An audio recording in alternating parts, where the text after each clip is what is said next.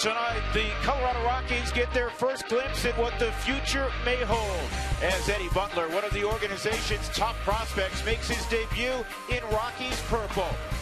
The 23-year-old is armed with an outstanding arsenal and plenty of moxie. And this evening, why not make your debut against a club with the game's highest payroll, the gifted Los Angeles Dodgers? It's the Rockies at Dodgers next.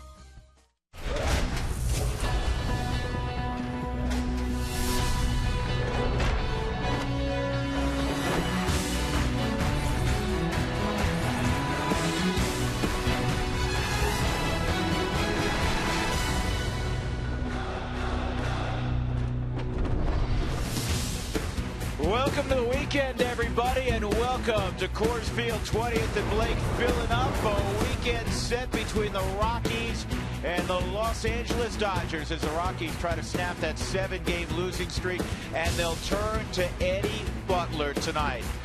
The prospect that many of you have heard about. He was dynamic during spring training. He's been terrific through a couple of years in the minor leagues, and tonight he will start against the LA Dodgers. Got a little smile on his face. You'll love to see that. Welcome upstairs, everybody. Along with Jeff Houston, I'm Drew Goodman. We are excited about watching Eddie Butler's debut. We got a chance to watch him a couple times during spring training. He's got dynamic stuff, and yes, this is the big leagues, but he's ready for it. He is, and just listening to him talk, watching him while he's going out during stretching, during batting practice today, yesterday, talking to the media, you can just see this quiet confidence about this young man, and it's just so much fun to watch. Well, take a look at some of the numbers since he came out of Radford as a supplemental first-round pick. He has produced at whatever level he's been at. He's pitched in three different levels last year, and the numbers were always the same.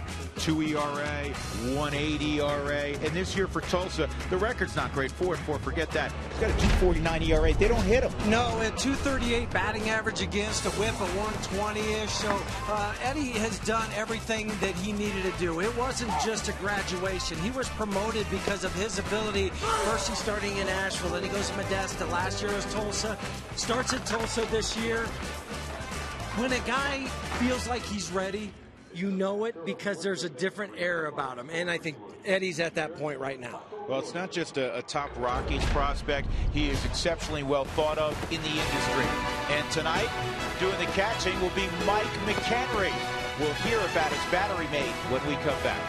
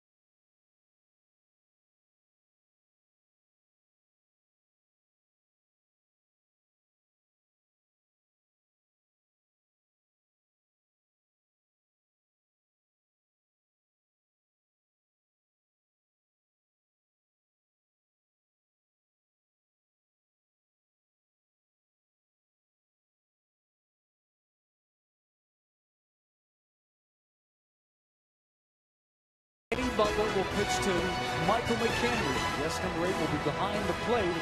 There's a few reasons for that. The Rockies played a couple of long games the last 2 nights, almost 4 hours each night, and a lot of pitches. 358 caught by William Rosario. They have back-to-back day games coming up.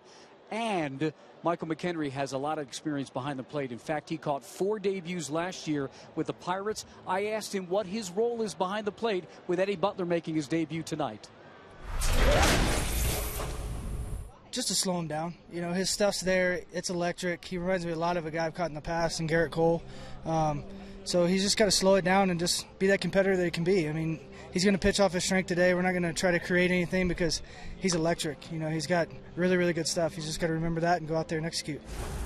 So McHenry is here to calm him down. He said that they went over the Dodgers, and there's almost maybe too much information. He will advise him to just pitch, as he said, trust his stuff. Before the game, Eddie Butler came up to me just because he wanted somebody to talk to. He said McHenry is a guy that is prepared, and he feels confident that he'll be able to get the job done here tonight against LA in his debut. We have you ready for Eddie, and Eddie is ready to hit the hill. The Butler opens the door to his big league career next on Root Sports.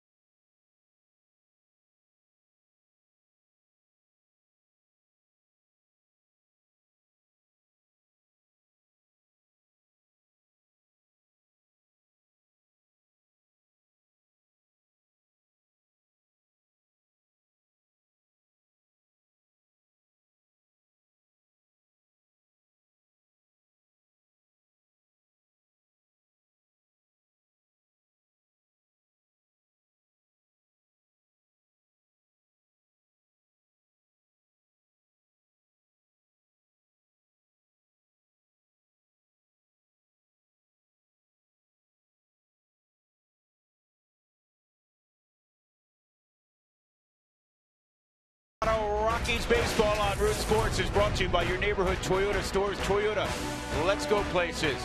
By Inova Cancer Care, advanced prostate cancer treatment, InovaCC.com. Visit Inova.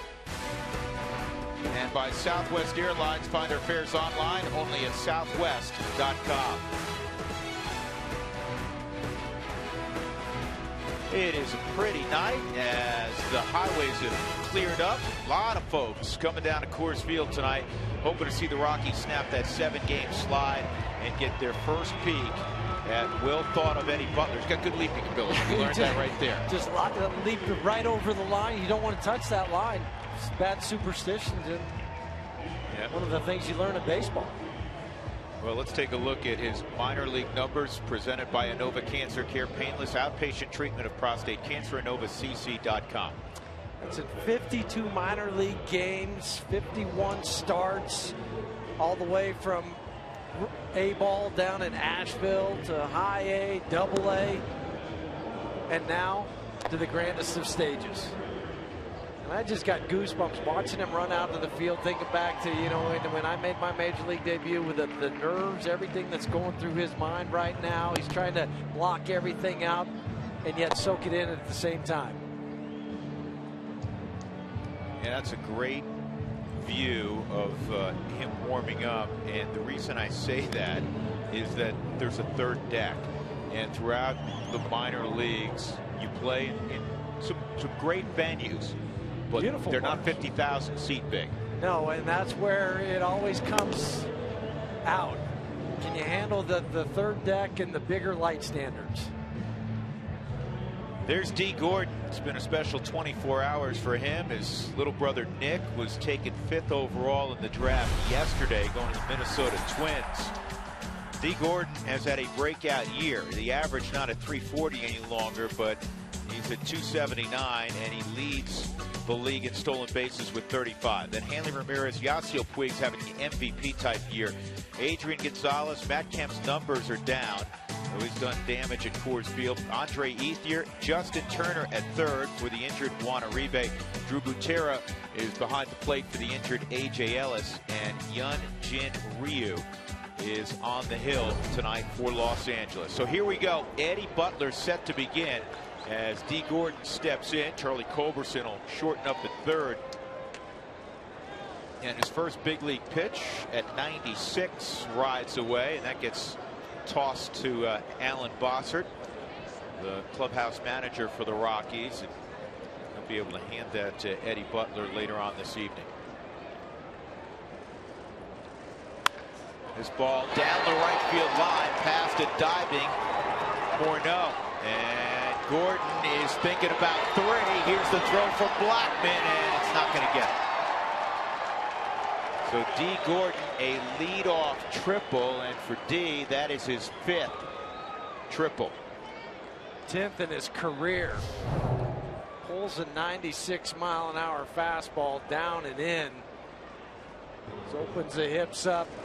Justin Morneau's playing close, honoring the bunt. D. Gordon, we've talked about his speed and how he can pick him up and put him down. That ties him now with Christian Yelich of Miami for the league lead in triples. So now out of the stretch, he'll look at Hanley Ramirez.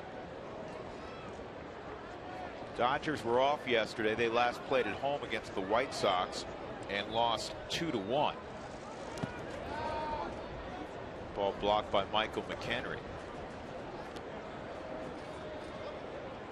Dodgers did not play very well on that homestand. They were just 4-6. Well, that's been the story of their year. They have not been very good at home. They've been outstanding out on the road. They're 13-19 at Dodger Stadium, and they are 18-11 out on the road.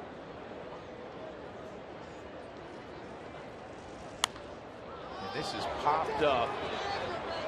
LeMahieu can't make the catch. The wind kind of pulled that away. D. Gordon, trust me, was going to tag and in all likelihood score had LeMahieu made that catch. And the reason I say in all likelihood, DJ would have had to, somehow turn himself around and fire to the plate, and he's, a couple hundred feet from home plate. That would not have been an easy play.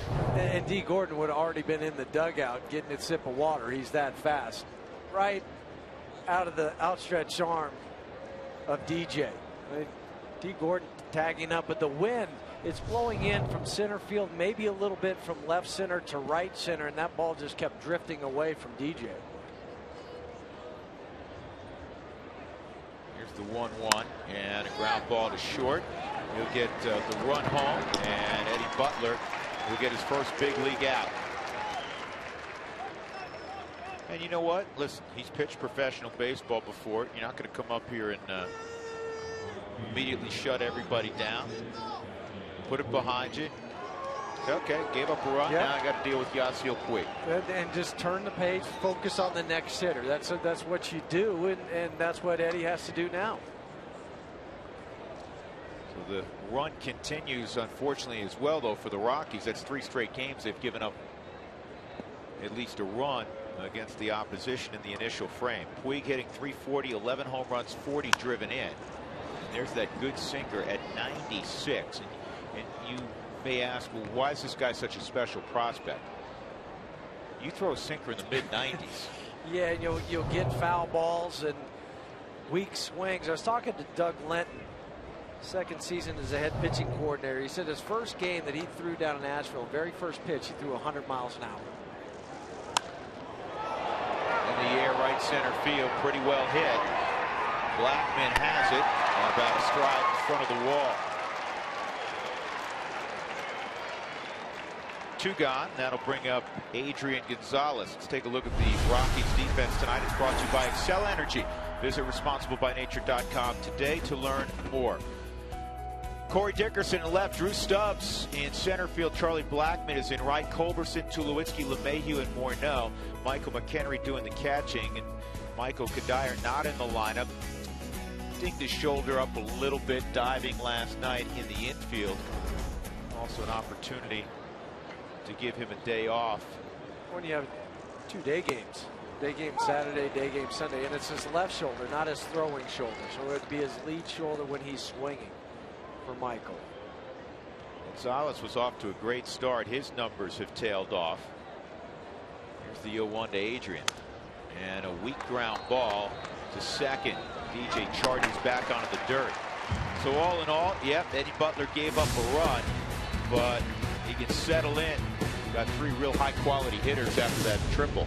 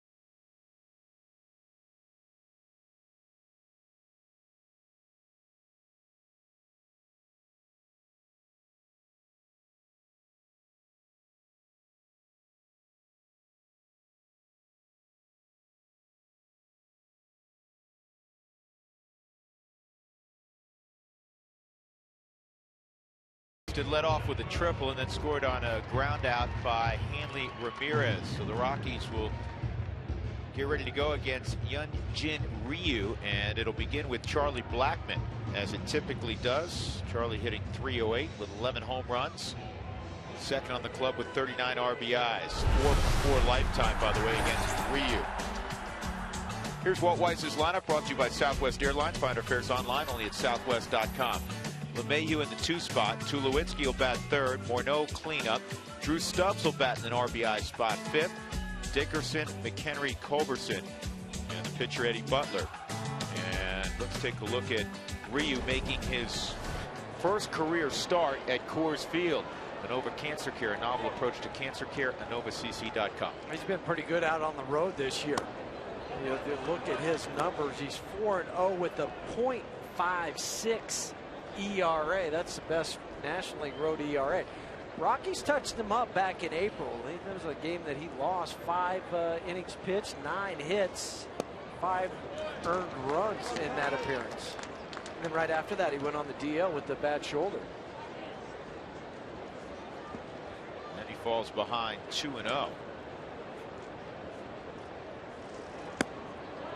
That catches its own. 2-1. Dan Iasanya is the home plate umpire. Alan Porter's at first, Trip Gibson at second, and Dale Scott at third.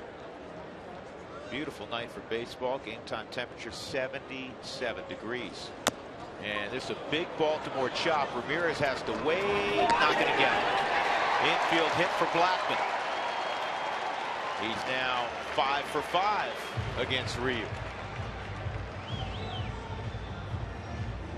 This is right off of home plate. And it goes a mile high in the air. Hanley Ramirez has to wait for it. Mike Shaw Subaru Supermo foot on the bag before the ball goes in the glove. Alan Porter with the correct call. So DJ LeMahieu, as the Rockies will try to build a run here. 326 lifetime average against LA. Runner going. A big fan of the hit and run, especially when you have this combination. LeMahieu is an inside out swing.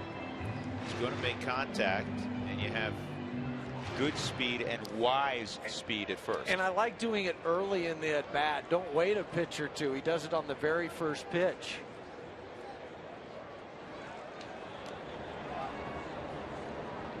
The Dodgers had switched up their coverage because of where the pitch was. So Hanley Ramirez was going to the bag, and D. Gordon was holding his ground.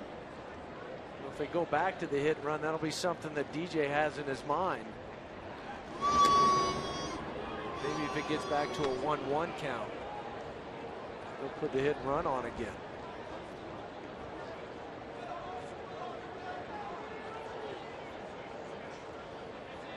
'11th start of the year for Ryu. 0-2.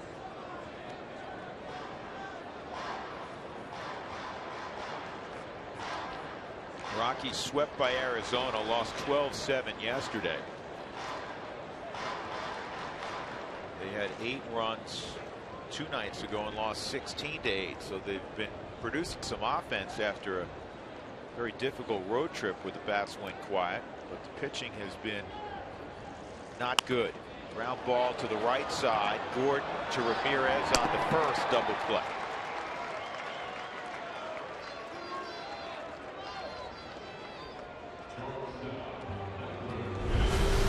Here are the Dodgers defensively, brought to you by Excel Energy as well. Visit responsiblebynature.com to learn more. Matt Kemp is now a left fielder. Not happy about it, but that's where he is. Andre Ethier's in center. Puig, the dynamic right fielder. Turner at third. Ramirez doesn't have great range. He's at shortstop. D. Gordon and Adrian Gonzalez on the right side. Drew Butera done a good job behind the plate. And there's Matt Kemp, and it's been a soap opera again with the LA Dodgers. I mean, this is a club that's over 500 at 31-30. They have the largest payroll in the game at $235 million. And it's like they're on a set of a play in Burbank, and Don Mattingly finally went off Wednesday after that loss to the White Sox. And Don Mattingly is one of the nicest guys you'll meet. But he wants his team to play like a team, not a bunch of individuals. And it's more like as the Dodgers turn. Well, here's his quote from the other day. Basically, we're not bleep. We're just not that good. It may be a day here or a day there, but it hasn't felt like a true team at this point. It seems like we're talking so much about one guy or another guy or this or that instead of us being focused on winning a game and how we can win a game and what we can do to win a game. This ball grounded through the left side for Tulowitzki, a base hit. And you and I talked to Donnie before the ball game. I applaud him for doing that. And at some point in time, you put your foot down, and most guys will do it behind closed doors, and Donnie did it, but he reached a level of frustration getting the same questions day after day from the large contingent of media that cover the Dodgers. And the question that he originally got was just about a particular player, and he started to answer that, and finally it just exploded. He said, enough, I've got to talk about us in a team reference frame point. And that's where Donnie, dealt with the media in New York. So he has that advantage of knowing when's the right time to use the media to your advantage. And I think that was what he was thinking. Now's my window. This ball driven right center field's got to get down. Ethier will cut it off. Well hit by Bourneau. Has that not been his story the last week to 10 days? That's his nickname, well hit Bourneau. Yeah, well hit Bourneau, but he's had to turn around. 1-0 LA.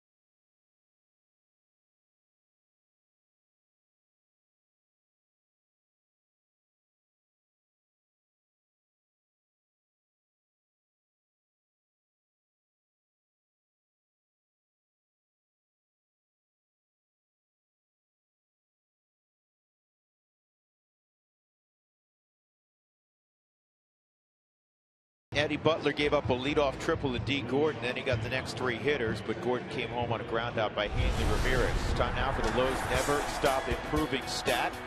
And it concerns the 23-year-old from Chesapeake, Virginia.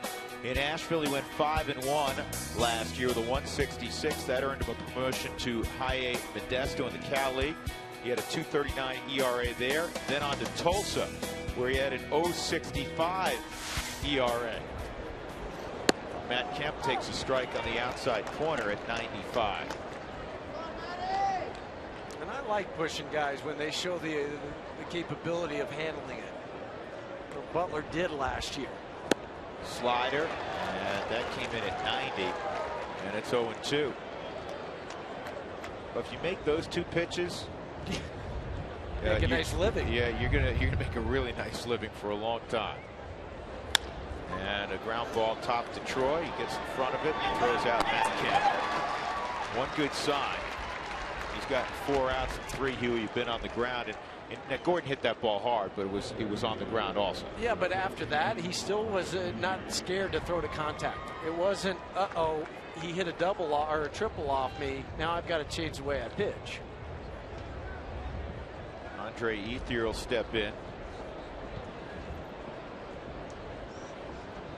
Ethier's numbers modest by his standards. 248, 3 home runs, 25 ribbies, and he's going to bounce that through the left side. That snaps an 0 for 13 for Ethier.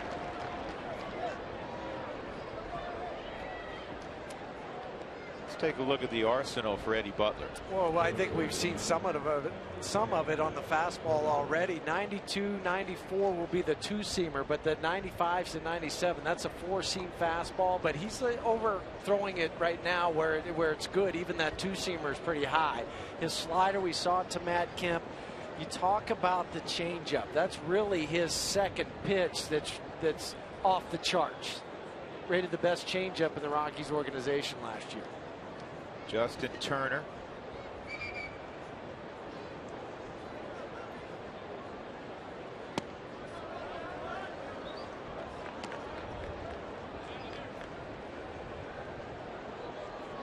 One of the many things the Rockies like about Butler, he's a fiery competitor. You have to have that to succeed. Well, whether it's outwardly or inwardly. Some guys do it in a different way, and you can see the emotion on their face or their demeanor. But other guys, they'll keep it in, but there's no mistaking what's burning in the belly. 2-0 on Turner.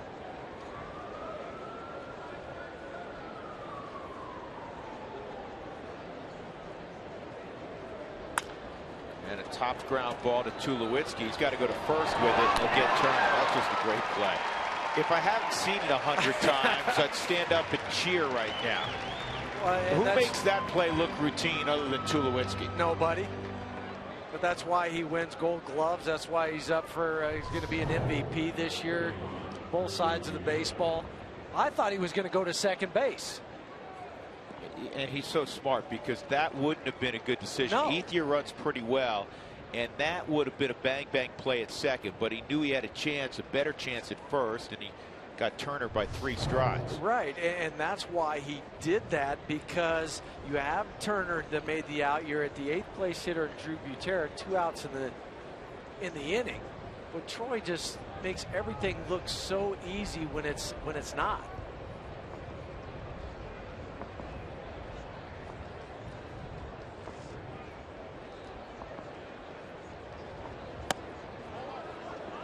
Drew Butera takes ball 1. I'm sure Eddie's sitting there going, yeah, now I see what everybody's talking about with this infield. Just let him hit it on the ground.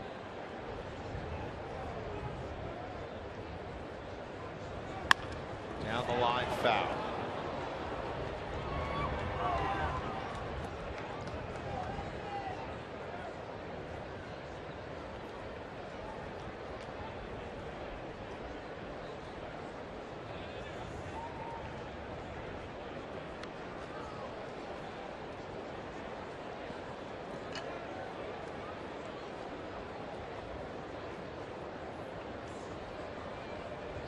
the things that'll be interesting, Jeff, for you and I tomorrow when we chat with some of the Dodger regulars, get their opinion on what they saw.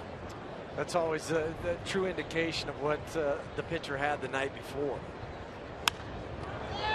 And this one is going to be in the gap. It's going to score a run. Butera into second with an RBI double, so it's 2-0 LA.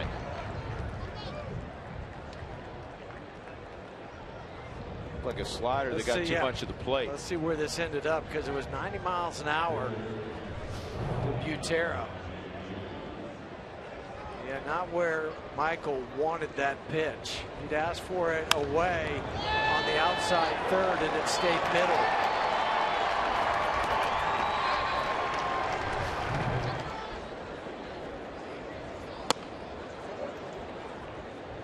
Ryu takes ball one.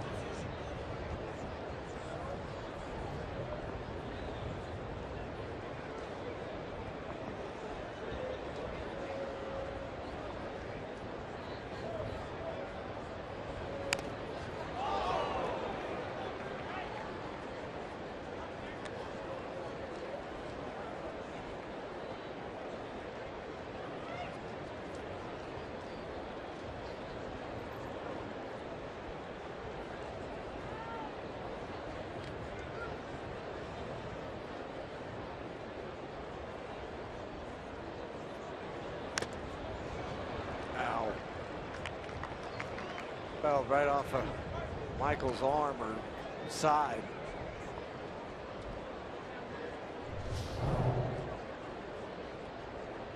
This catch him. Oh yeah. Of course, where there's no padding. Murphy's Law for catchers. 1-2 on Ryu.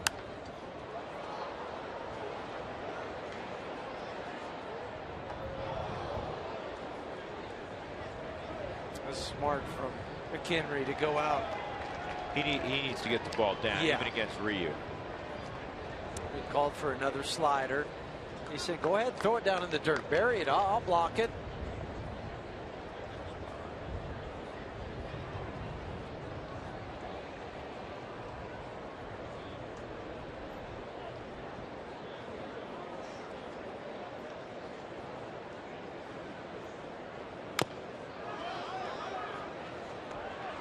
Butler to first for the out. In the inning, Ethier scores on a 2-out double by Drew Butera. So Butler's given up 2 as it's 2-0 LA in the middle of the second.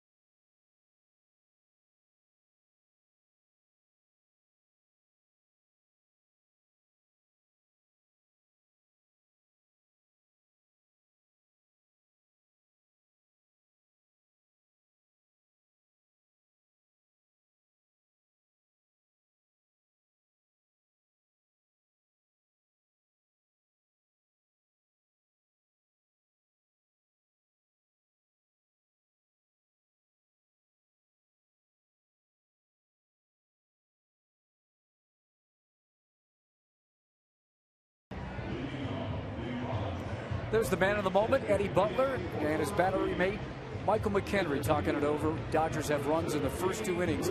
They lead it 2-0 here as we go bottom 2. It's a Fan Friday, so we want you to tweet us at @RootSports_RM. Use the hashtag Toyota Talk. We'll do it all night long. Beth says the Butler guys has a John Thompson look. Agreed. Maybe even a little bit of Aaron Cook in him. And if you want a topic for tonight, maybe there was a pitcher you saw debut in the big leagues and you enjoyed seeing that debut. I remember when I watched, say, Dwight Gooden pitch at a game, or Nolan Ryan I saw pitch at the Vet. Always exciting to go to those kind of games. Maybe that's something you can tweet in, but use the hashtag Toyota Talk at @RootSports_RM. Let's go back to the guys up in the booth. Drew and Jeff. All right, Mark, thanks very much. Aaron Cook, when he was in Double-A, had a fastball in the mid to upper 90s. And I think once he established himself in the big leagues, it was more 90-92 with heavy sink. Eddie Butler has a better slider than Aaron did at the same time. Drew Stubbs will lead it off in the second inning.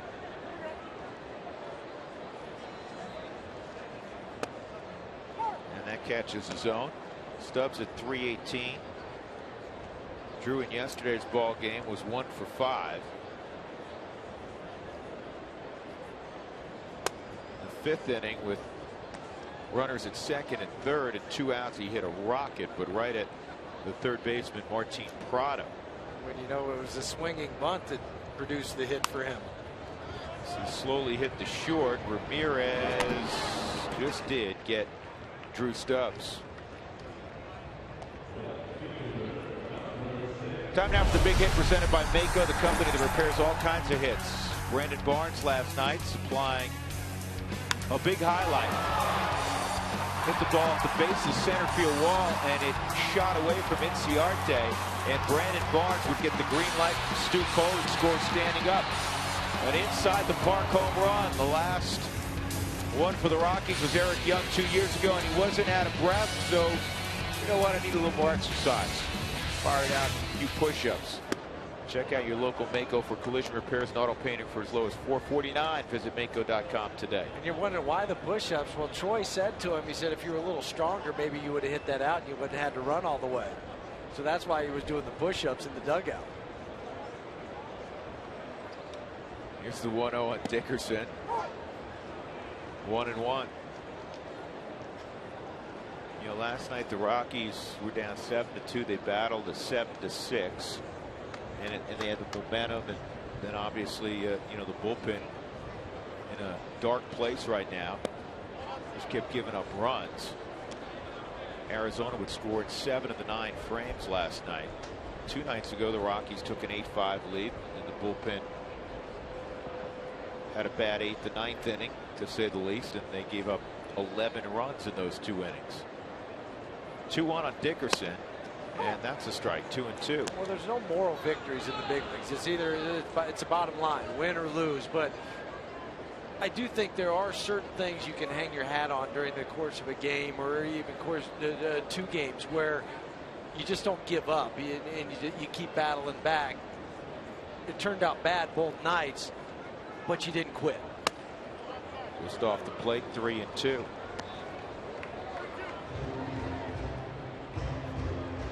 No, there are no moral victories, but it shows that they didn't look at it in the 4th or 5th inning and just say, all right, you know what, I'm going to go up there and go through the motions of looking like I'm, you know, trying to produce a good at bat. Lee Gordon in short right field makes the catch, 2 outs. Well, during the 7-game losing streak, you know, initially you could say it was the offense, but the pitching's been abysmal. The starters have an ERA above 7, and the relievers almost 8. And the numbers on the right, the opponent batting average, 356 against the pen. Yeah, look at these numbers right there that just kind of, you look at those, the batting average against, and you know, it's to start off the inning. It's not putting hitters away. It's with 2 outs. It wasn't one time where they just put their foot down and said, that's it, you're not getting any more. Mike McHenry to face Ryu.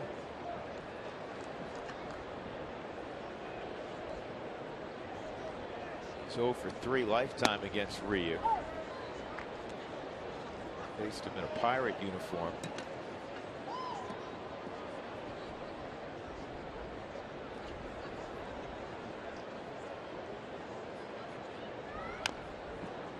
Good changeup from Ryu, who had a perfect game going through 7 innings a couple of starts ago.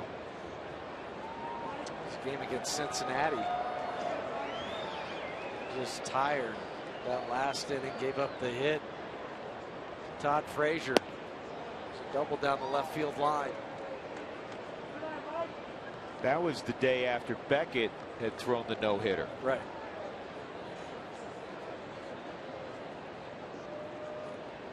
You look at this Dodger rotation, and it's almost inconceivable that they're only a game over 500. The Rockies will see Greinke tomorrow. They're seeing Ryu tonight, obviously. They'll see Kershaw on Sunday. Also in their rotation, Josh Beckett, he had the no-hitter and many victories. And Dan Herron, who's had a heck of a career and is having a good year. That's their rotation. Dan Herron, look, that's several Cy Youngs represented between Kershaw and Greinke. Dan Herron has been a #1 in his career with 2 different teams in Oakland and Arizona. And Cargo has been involved with 2 trades for Dan Herron. Yes, he has. But Beckett's been a #1 with Boston. And a no-hitter already this year. And with Miami, or Florida back then. But between Greinke, Ryu, and Kershaw since the beginning of last year, 63 victories combined. Outside on Charlie Culberson. Starter ERA Atlanta is coming in after LA has a 2.92. That's the best starter ERA in baseball. Oakland is second, and then the Dodgers at 3.27. The offense has kind of let them down.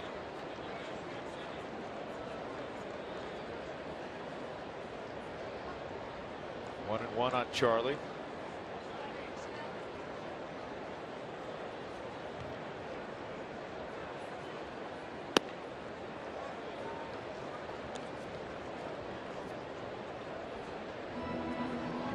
Ryu, if you just saw that pitch a moment ago, 82 miles an hour. That's his changeup. It's a straight change. He doesn't fork it, put it in his.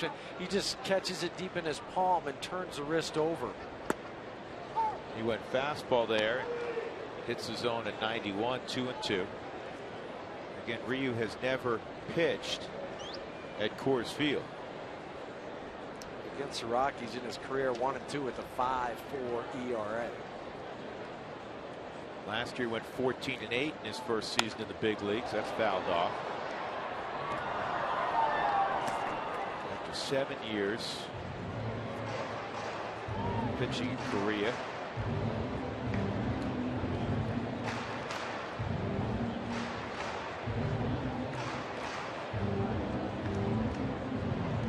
Gold medal winner. Korea in 08, the Beijing Olympics. Pretty nice to earn one of those, huh?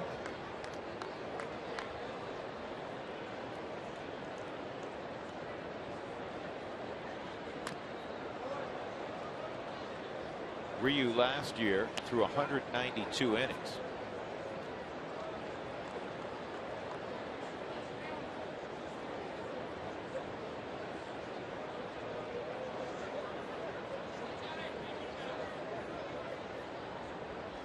Right-handed bats hitting just 233 against Ryu. And now it's 3-2. So McHenry will take off. Eddie Butler awaits his first big league at bat.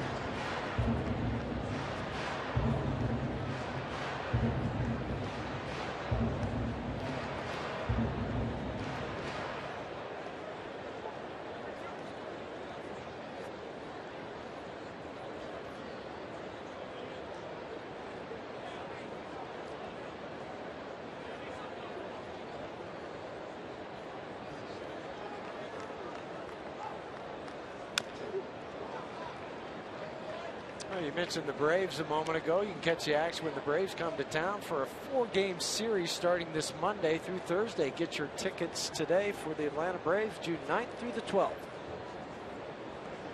Come out, cheer on your Rockies.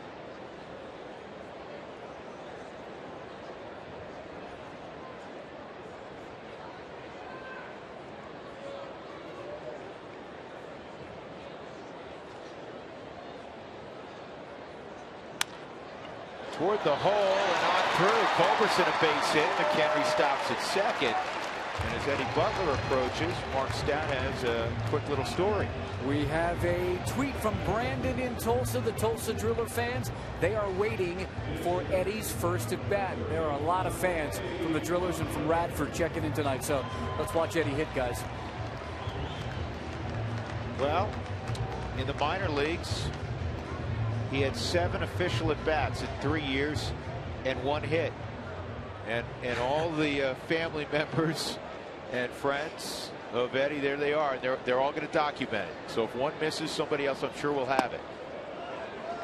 This ball 1 on Butler. You know what? I'm looking at the runs category. He did not have a hit. He was 0 for 7 in the minor leagues hitting. A lot of times, especially the low minor leagues, pitchers do not hit. But he scored a run, so he had to reach at some point. He had 3 punch-outs.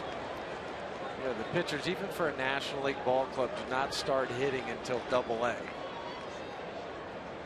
Got 4 sack bunts down. That's a good sign in 11 plate appearances. That's the most important thing. Handle the bat, lay down the bunt when you're called upon.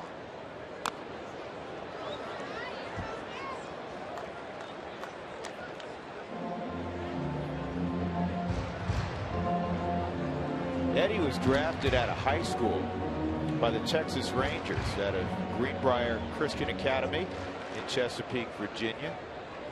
Went on to Radford, and the Rockies took him in the first round, 46th overall. And this is foul. The first pitcher ever from Radford to win the Conference Pitcher of the Year. Ryan Spire, former Rocky, worked out of the bullpen for a while out of Radford. He did a good job too. Yeah, 2005, 2009 for Ryan at Radford.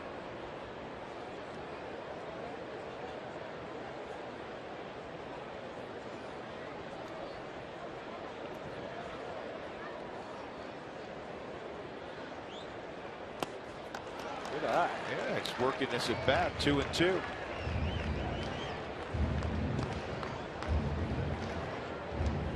Only 3 guys ever now to play in the big leagues from Radford. Ryan Spire, obviously Eddie Butler, and Phil Leftwich. He also was a pitcher. Early 90s. And this is bounced slowly up the middle, and the play is made by Ramirez. So the Rockies put 2 on, do not score in that second inning. They trailed 2-0 as we go to the third.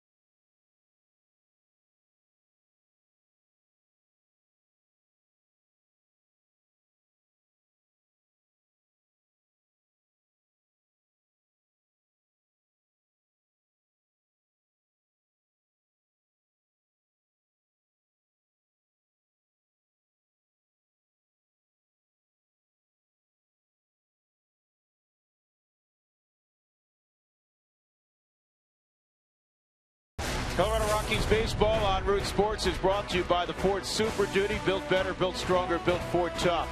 By CenturyLink, your link to what's next. And by Southwest Airlines. Find our fares online only at southwest.com.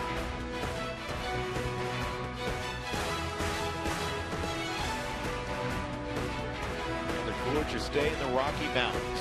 The Dodgers leading 2-0. They scratched out a run in the first and the second against Eddie Butler in his debut. What are your impressions so far, Jeff? You know what? He's shown me a lot. He's shown me a lot on his fastball. He hasn't been rattled. If he gave up the triple in the first inning, came back, settled down, and then last inning it was just a misplaced slider to Drew Butera. But he shows me everything that you would want in a starting pitcher with his arm. Well, today is day 2 of the Major League Draft, and here's who the Rockies selected. Sam Howard, a lefty out of Georgia Southern, center fielder out of Spartanburg Methodist College, and the most interesting pick and the one that'll get the biggest attention tomorrow in the Denver Post, I'm sure, is Max George out of Regis Jesuit, shortstop, second baseman who can really hit, and he was just tickled to be selected by his hometown team, and he's a kid you know. Yeah, he went to Regis. I've known Max since he was 8 or 9 years old. It's been fun to watch his progression. Talked to his dad today, and of course Bucky and Cheryl, his parents, are happy that he's getting the opportunity, but most importantly it's with the Rockies, a club that they've grown up watching, and that's a team that he followed. Well, not only did he follow him, but for a while his coach is now the Rockies manager. Dee Gordon hits this ball to left center field. Charlie got a nice break on it and puts it away. Excuse me, Drew Stubbs. So used to Charlie being out in center field. Drew Stubbs with a good break. Hanley Ramirez is coming up next. But Max George played for Walt at Regis before Walt obviously moved on to the big leagues again. Well, and Max played second base when Brody was playing shortstop there. And then when Brody left, Max flipped over to shortstop and had committed to Oregon State. But it's a guy that Billy Schmidt had a lot of opportunity to watch and see him develop. But there's no denying his bat. He's got good speed, good hands. And if you want a comparison, I hate to do it because I don't like to do it, but I'm going to throw it out there anyway. Dustin Pedroia. Well, because he's not a big guy. Right. We were talking about him today. Walt mentioned Pedroia, and he said same thing you did. Let me qualify. I mean, this is an 18-year-old kid. And Max, more of a visual for people because he's not a big guy. But Dustin Pedroia, though he steals bases, is if you line him up and have him run a 60, he's got below average speed. It's a base hit for Ramirez. In the case of Max George, he's a 6'7", 60 guy, which is above average. Yeah, he's a 60 runner. Yeah, he's well above average. So it's great for Max George. In fact, at one point, Max was coached by Coach Kavnar, or in our circle, better known as Jenny's dad.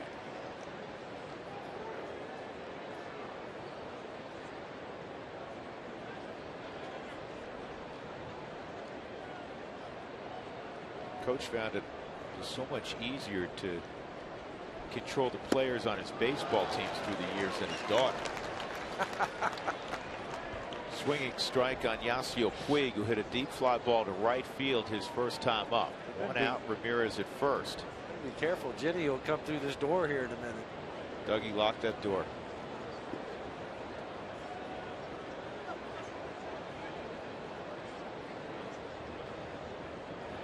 Ramirez takes off, and the throw's not going to get him. Tough pitch to throw on for McHenry. And the Dodgers, who lead baseball by a bunch in stolen bases, largely because of Dee Gordon's 35, have another one there. Yeah, 68 stolen base for the Dodgers, 6 for Hanley Ramirez. He gets a huge jump. And even the throw for Michael is just impressive enough that he catches it and then in one motion gets it all the way to second base. 6 stolen bases for Hanley Ramirez. 1-1 on Puig, who's been the MVP of the Dodgers position of the position players so far, without question. 340 average, 11 home runs, 40 ribbies. Man, is he put together. He's a strong guy. I think he should be about a half a mile down the road playing at Mile High Stadium. A little football. He's 240 pounds.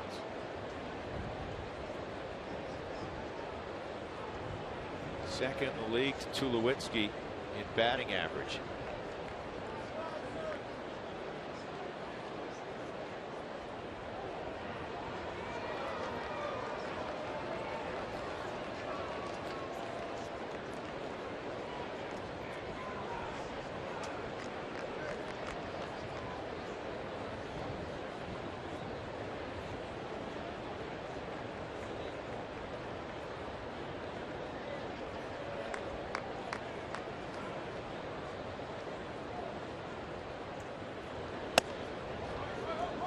High at 96.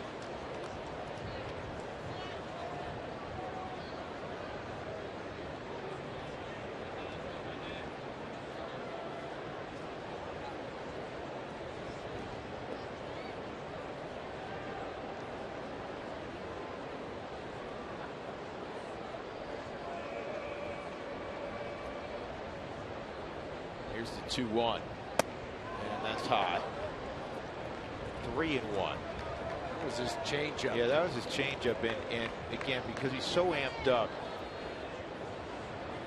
he's throwing the ball a little harder. I know that sounds strange. He's throwing the ball harder than he needs to or wants to. But that's the hardest pitch to control for a pitcher when you are amped up, because you end up overthrowing it. You'll fly the left shoulder out, leave the arm behind him, just drag, and you push the ball. Well, he went right back to it, and that was a real good one. 3-2. Yasiel Puig, just a few days ago, celebrated his 1-year anniversary since being called to the big leagues. So what's he done in his first year in the big leagues? Well, he's hit .327, 30 home runs, 98 driven in, and a slugging percentage of .558. The ranks in the National League on the right over that period of time.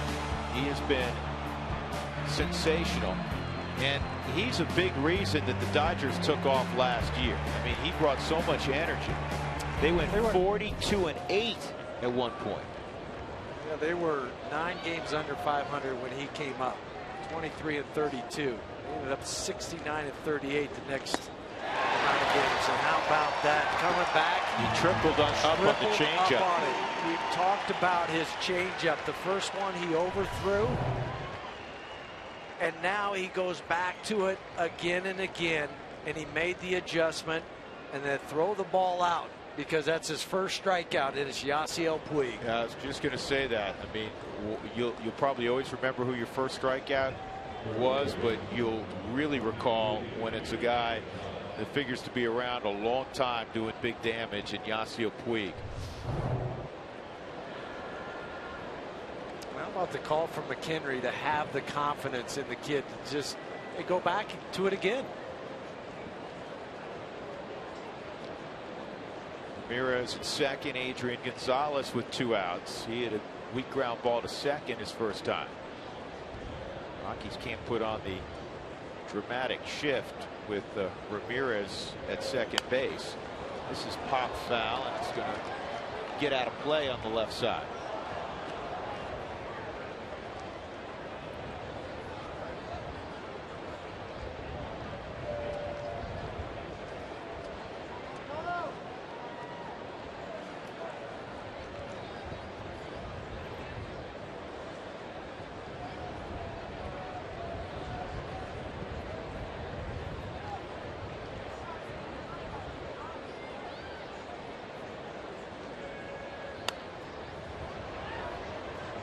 His fastball's been sitting on 96, which plenty of heat, but you know, if he's around 93, even 94, you're going to see the ball, that two-seamer, have more depth to it. Well, that's why when we showed his pitches a couple innings ago, it was 92 to 97, because it was the 92-93 was the two-seamer, but the 97 was the four-seamer.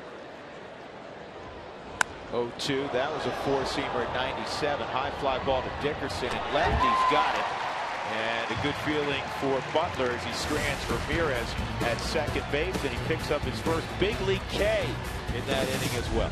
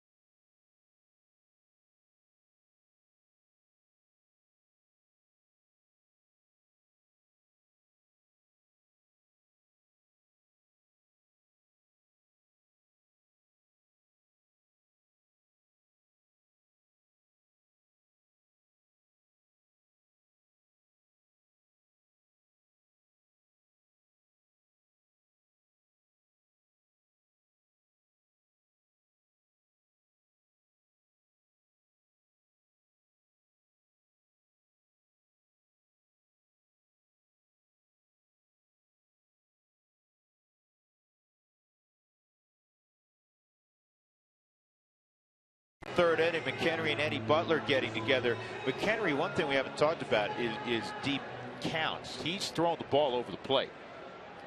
Yeah, and that's what you expect a kid to be, maybe all over the place. He's left some pitches up, he's missed his spot, but it's all been within the framework of the strike zone. Ryu flips a curveball up, ball one to Charlie Blackmon, who wants tacos. Fans follow @RootsSports_RM on Twitter to receive alerts for the Rockies taco special when the Rockies score 7 or more in a ball game.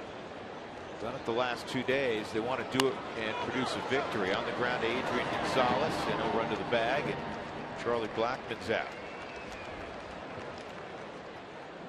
That'll bring up LeMahieu. He grounded into a 4-6-3 double play.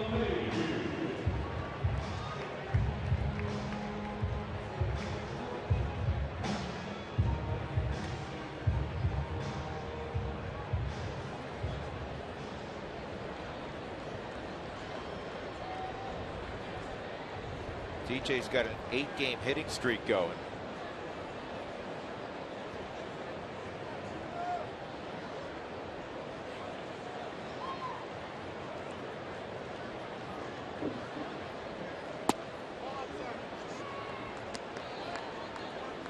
Rockies 14-13 against the NL West. Still over 500 despite losing 3 straight to Arizona. This is an easy play for Turner at third. 2 outs. Subaru brings you the manager's challenge each night. If there's a questionable call, instant replay, of course, will be used. It's brought to you by Subaru. Love, it's what makes a Subaru a Subaru.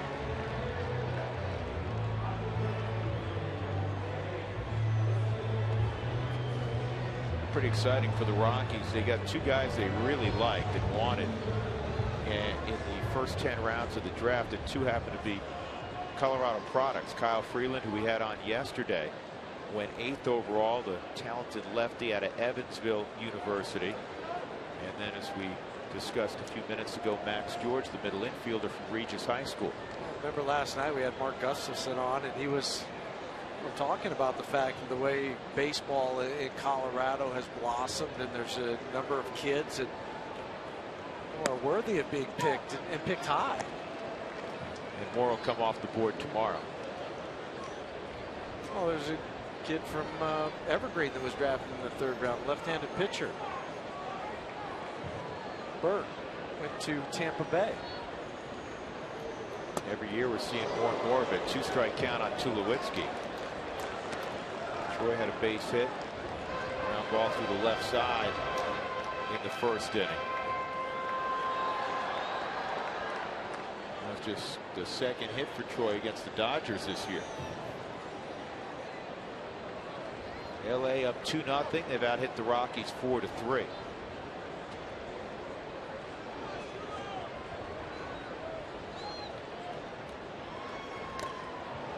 So different about this homestand so far is that the Rockies, through their first 23 games at home, have typically played with a lead at Coors Field, and oftentimes a substantial lead. They've been playing from behind each night. That's why I think when Walt put the hit run on in the first inning, just down by 1, it's something that he has not been able to do because you've been falling behind and you have to play more station to station.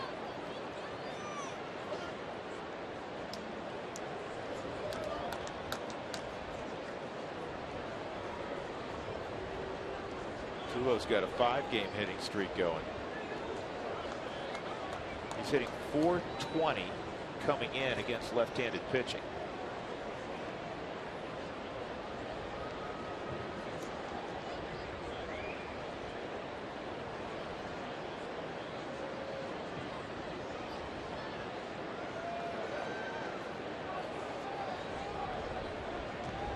Brock Burke was the kid from Evergreen, left-handed pitcher. 3rd round, 96th overall. Impressive.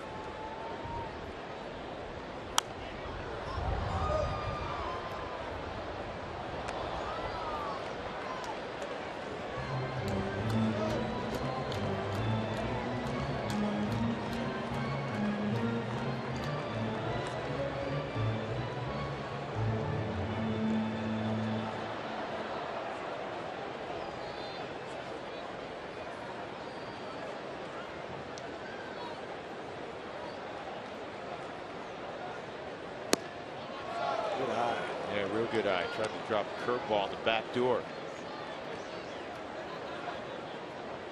1-2. It's about the only way you can think about getting Troy out is to mix up the pitches in different spots. In the air to center field. It's going to fall. It will fall. Completely misjudged by Ethier. Ethier broke back. First step was back and then couldn't regather his momentum. Saw the big swing from Troy, and he's playing a deep center field. Upset, up, goes back 2 strides, and then doesn't have the recovery speed. Dean Gordon came closer to catching it. He's in second base than Andre did. Justin Morneau lined to right center, and Ethier tracked that one down. Otherwise the Rockies may have had a run in that first inning.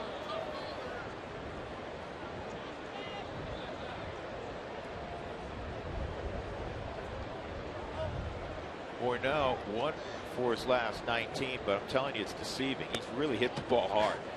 It kind of, you know what it reminds me of? Remember when Cargo, the 10-game hitting streak was snapped, and he went on the road. It was San Francisco and San Diego, and he swung the bat really well, but he had virtually nothing to show for it. Remember, it was like 3 line drives to shortstop, 2 to second, 2 to center field. Yeah. Couldn't hit him any harder. When you used to look at the box scores, you just see 0 for 4, but you wouldn't see what kind of 0 for 4s. You kind of need a description sometimes, yes, don't you? We'll go to the 4th inning. Dodgers up 2-0.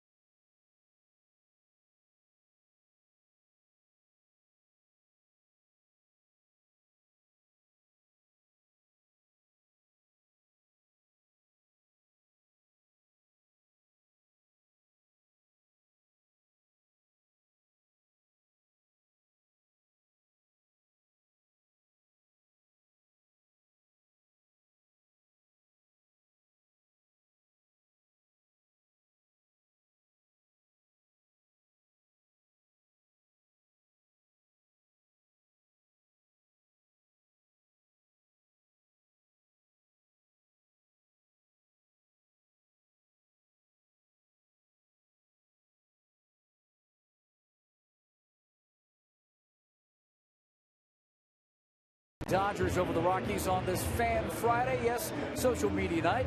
Hashtag Toyota Talk. Use that all night. @RootSports_RM. Hit us up with a tweet. Krista has. How does Eddie Butler compare to other pitchers in the 2012 draft? Let's take a look, Krista. You ask and we answer. Well, you probably know the name Kevin Gossman from Grandview High School. He's going to pitch tomorrow. The Orioles are hosting the A's. He's with Baltimore. Michael Wacha, of course, had a great year last year with St. Louis when he came up. Alex Wood is also up with the Braves. Braves coming to town next week. And Eddie Butler now joins this list as he makes his debut here tonight, guys. All right, Mark, thank you. I'll tell you about some other notable Rockies pitchers and what they did in their big league debuts. Matt Kemp at the plate. Kemp grounded the short his first time he takes ball one. Jeff Francis made his major league debut against the Braves and lost 8-1. He gave up 6 runs on 8 hits in 5 innings. This is a high pop to right field. Blackman waiting. And Charlie's got it. That'll bring up Andre Ethier. Jason Jennings had the greatest debut not only in Rockies history but maybe in Major League history against the Mets in 2001. On August the 23rd, he threw a shutout, struck out 8, and also hit a home run. So he went complete Little League. Jennings out of Baylor, where he DH'd something there. Well, he DH'd quite a bit. Yeah. He was a two-way player at Baylor, especially early in his career. Huey, you saw a lot of those high-quality swings, but that was the greatest debut in Rockies history, one of the great debuts ever. He's the only guy, by the way, ever to throw a complete game shutout and hit a home run in his debut. Never happened before. It has not happened since. I'll give you another one that I witnessed, and this kid had a very short big league career, but he has memories for a lifetime, and he was able to do it in front of mom and dad in Houston, Texas. Mark Brownson in 1998 shut out the Astros, and that's when they had the killer bees. That wasn't today's Astros. Bagwell, Biggio. That was a legit. Yes. I think Derek Bell was there in '98, if memory serves me correctly. Ethier bounces it to second, and he's out.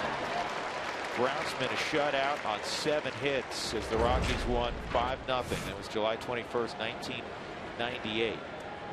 And he was really brought up to make a spot start, but after throwing the shutout, he got another one. I mean, hey, sorry, that's all we need. And there was Mom looking on. It was on that AstroTurf in the Astrodome. He ended up. Points a salute. Yeah, I forgot about him. Yeah. I mean, it was a star-studded lineup. And Mark would pitch in 11 big league games. 10 after that. He was 2-2 in the 694. But you can't ever take away that debut from Mark Brownson. And where are they? Where are they now? Right? Kurt Manwaring catching. Another name for the past. Now, for me, the best pitcher in Rockies history, the most dominant, the only true #1 that the Rockies have had for a period of time was Ubaldo. And Ubaldo's debut was actually as a reliever. It's still to this day his only career relief appearance. His first start, 1-1 to Turner, good changeup again, was October 1st of 2006. Ubaldo went 6 2/3, gave up 4 runs, 3 earned on only 3 hits. It's kind of an inkling of what kind of stuff he had, allowing only 3 hits well into the 7th inning. Just helped that club that year just take off. Ground ball deep in the hole and out through it. Turner with a 2-out knock.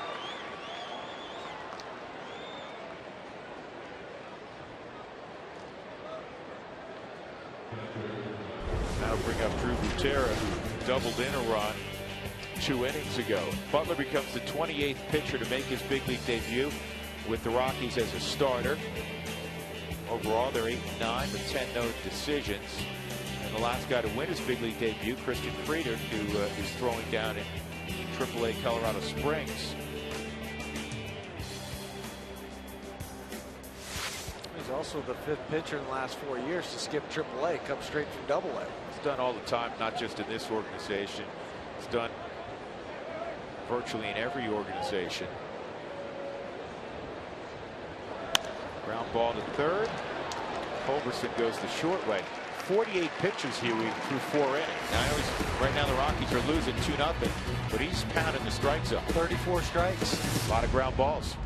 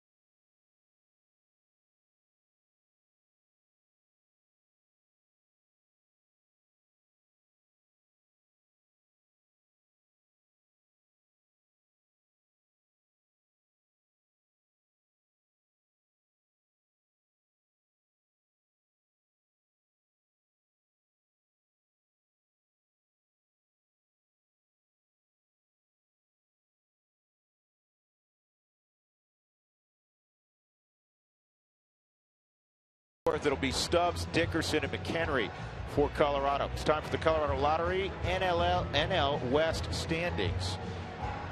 Play the new Western Scratch games, Cash Stampede, Wild West Poker, and Colorado Crossword. Instant winning, endless possibilities. Giants have the best record in the game at 39-21. Then the Dodgers 8.5 back. The Rockies are 10.5 back. Padres, Diamondbacks. Since May 7th, the Giants are 21-13. Or on May 7th, let me correct that. The Giants and Rockies were tied atop the division. Since that time, the Rockies have gone 6-17, while the Dodgers have gone 12-14, and the Giants have gone 18-8. The only other team in the division since May 7th with a winning record is Arizona. They're 13-12. And the Giants get Matt Cain back tonight. Been on the DL. They're back home to take on the Mets. This is down the right field line, and it's going to short off the wall. Tweed will fire it in, but a double leading off for Stubbs.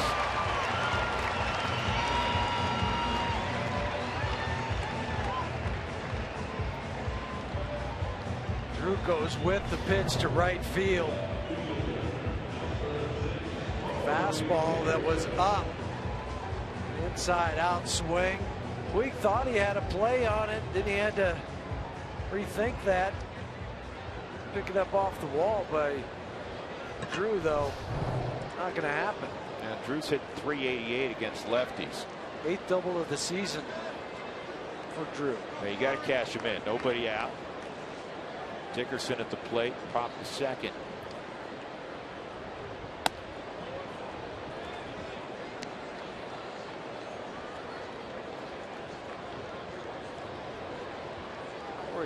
His first time up, faked like he was going to lay down a bunt. That's still an option if he wants to put one towards third base, and Justin Turner.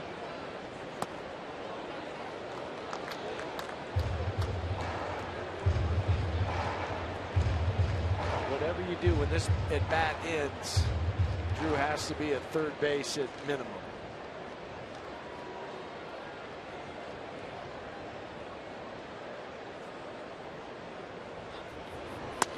3-0. Unless he wants to walk you. It's where pitchers plot ahead. And Ryu thinking, you know what? It's not the worst thing in the world if I walk Dickerson. First and second, nobody out, and they're in a spot in the lineup you don't know if they bunt. You doubt it. And there's the walk because you have the 7-hole coming up in McHenry. And if he gets a ground ball, pretty likely you're going to be able to turn 2. Or if they bunt, then you wanted to walk the 8th place hitter because you have the rookie pitcher coming up. Well, those are all the things that they're thinking about. The one thing we're also thinking about is the next Bike to the Game game. That's this Sunday, June 8th. Get more info and ticket specials at Rockies.com/green and Bike to the Game. So McHenry at the plate. He was hitting .313 down in Colorado Springs. Slugging percentage right around 500. That's got some pop. And he takes a strike. Came up with the Rockies, moved on to the Pirates. Clint Hurdle was very familiar with McHenry.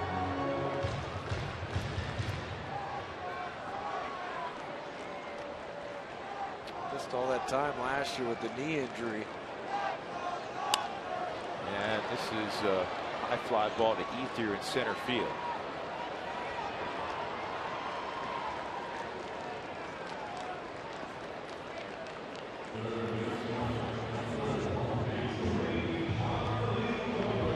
Now a lot of pressure on Culberson in this at bat. This is where hitting in that 8th spot where Walt Weiss was so good at it. DJ's done a good job. It's tough because a lot of times you want to flip the lineup over and work a count and somehow reach if there's 2 outs and get the pitcher out of the way for the next inning.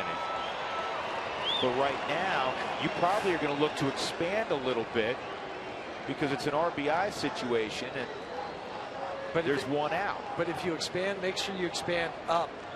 Don't chase down like Rio threw that first pitch. And I say don't chase down because those are the balls that are easy to hit on the ground. You roll over, and that's when you would hit into the double play.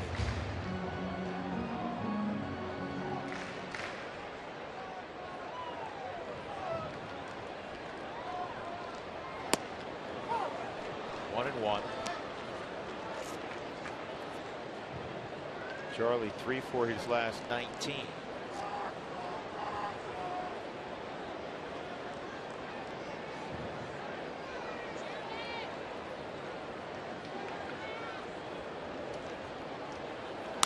Culberson drives his ball to deep right. Puig going back, still going back, and he makes the catch.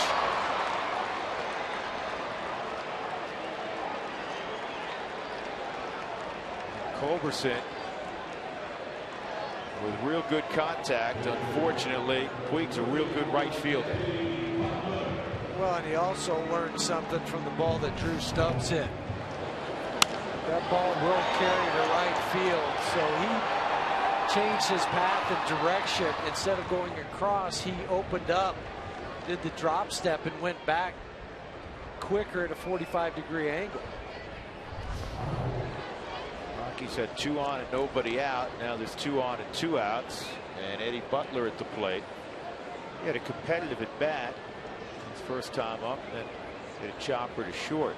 Go ahead and get your first base hit and RBI out of the way.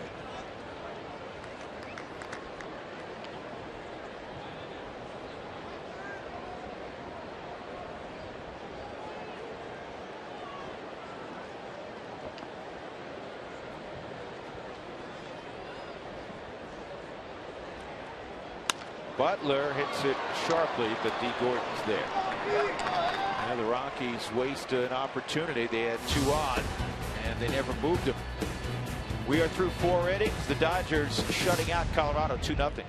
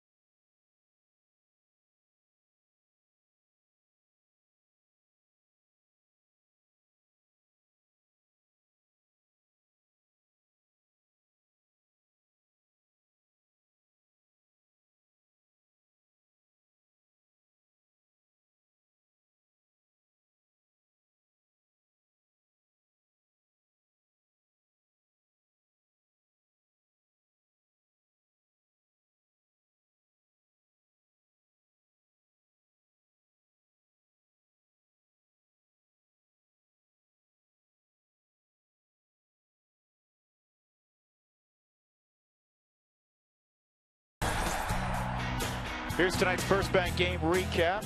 Put the 7th inning stretch to good use. Sign up for First Bank's free checking at efirstbank.com.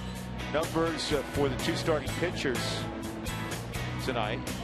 Both have gone 4 innings and both have given up 5 hits. Ryu has kept the Rockies off the board.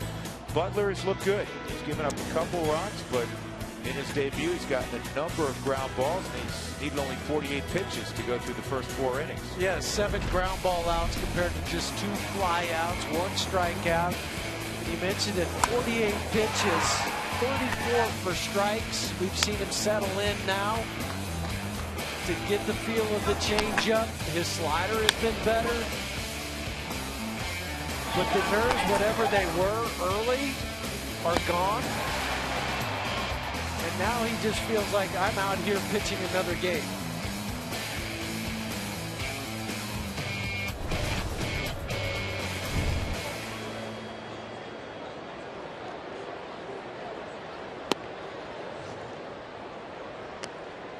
And the first pitch misses, ball 1 to Ryu.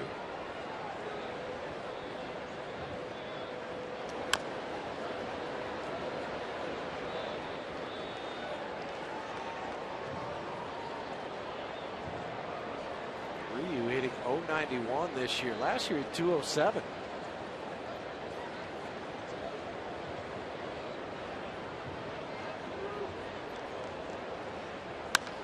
This ball's well hit, and it's over the head of Black.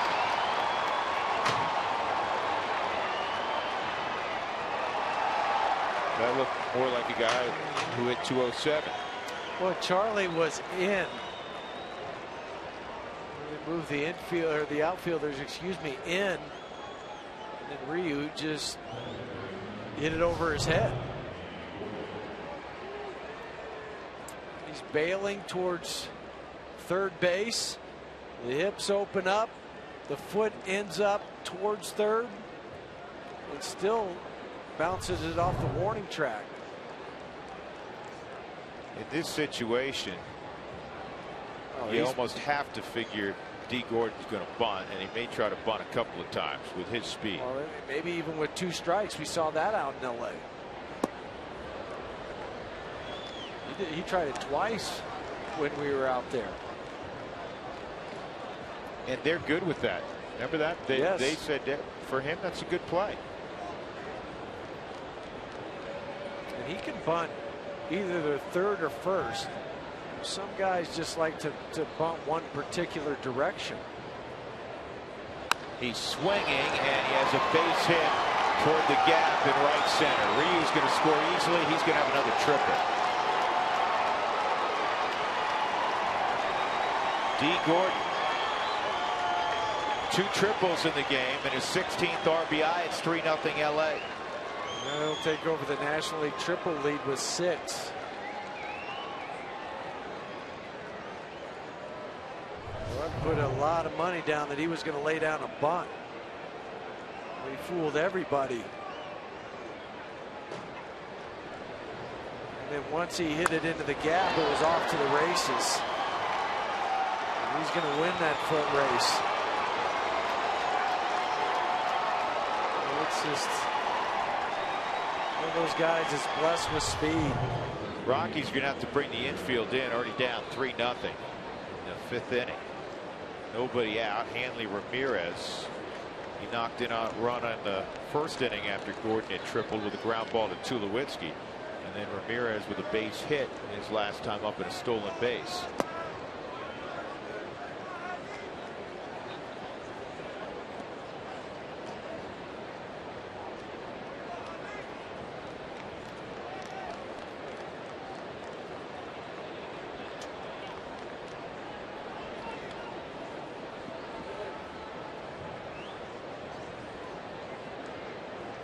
Changeup. And that's a base hit to left. And it's 4-0. 3 straight hits, double, triple, single against Eddie Butler in the 5th.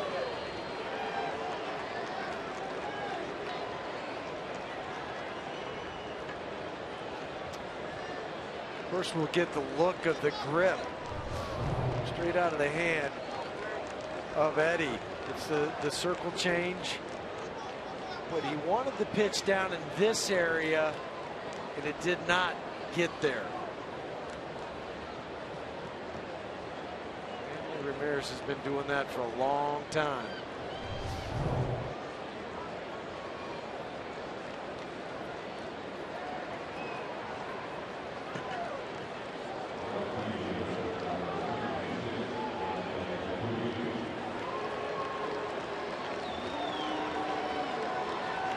Yasiel Puig at the plate, so Eddie Butler being welcomed to the big leagues. 4 runs, 8 hits. Nobody out in the Dodger half of the 5th.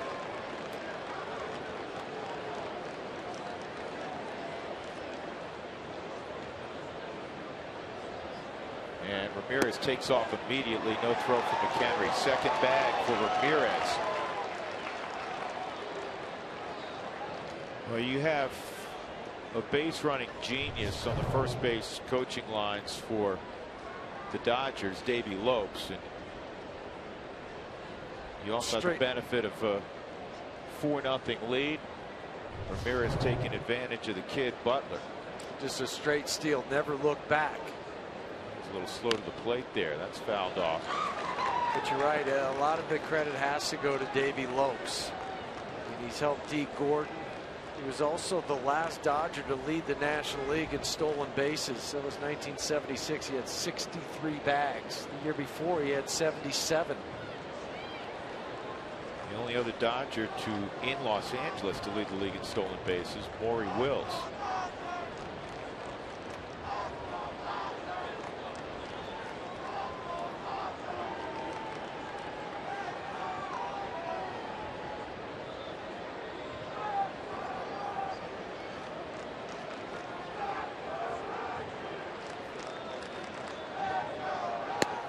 Outside, 2-1. Coming into this inning, Eddie had been 9 for 17 first pitch strikes, but all 4 batters that he's thrown to this inning, it's been ball 1. Puig, a fly ball to deep right, and strikeout. The only strikeout for Butler.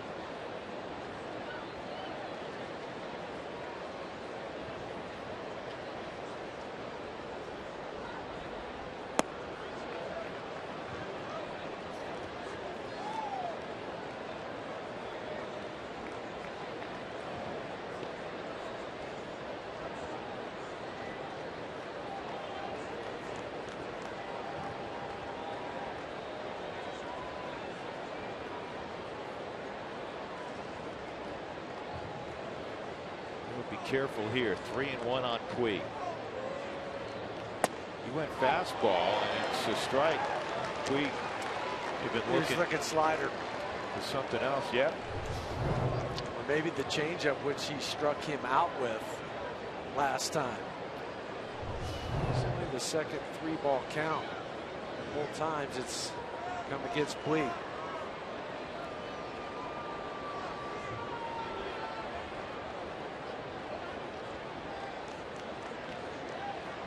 About stolen base leaders with the Dodgers. Jackie Robinson led the league with Brooklyn his first season. 29 in 1947. 2 years later, he led the league again. Pee Wee Reese led 52. Strike 3. He's got Puig twice. He went after him with heaters. It's kind of starting to be the book on Yasiel Puig. Anything above 94, 95 miles an hour inside that he can't handle. That might have been a little bit of a nice call from Dan Iasagna, but Eddie will take it.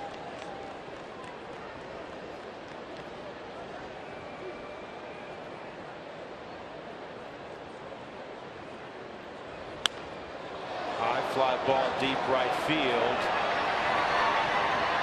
And Blackman has a play. A long out off the bat of Gonzalez. That'll bring up Matt Kemp. Wells Fargo customers, get your 2-for-1 Rockies club level tickets today by going to wellsfargo.com/Rockies. Wells Fargo Bank, member FDIC.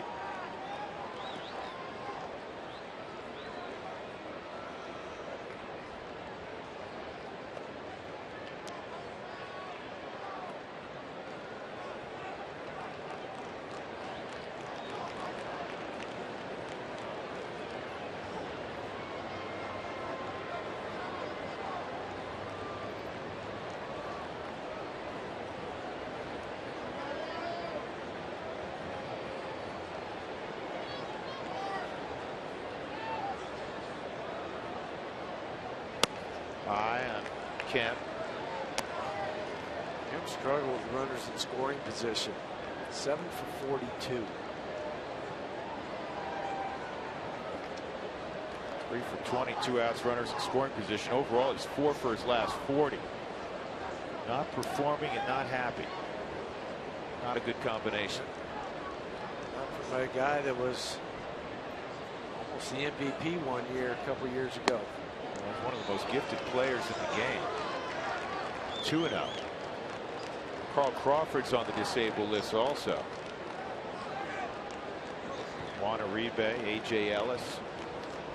Ellis was hurt in the celebration of the no-hitter. Rolled his ankle. It was just... And he wasn't the one catching. No. He stepped on Drew Gutierrez's mask. Gutierrez caught the no-hitter.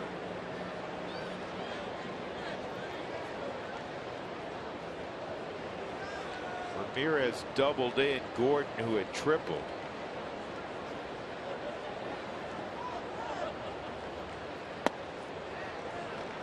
Three and 0.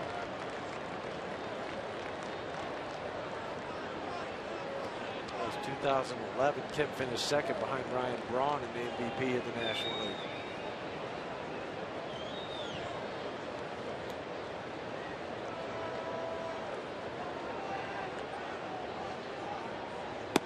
Ball 4.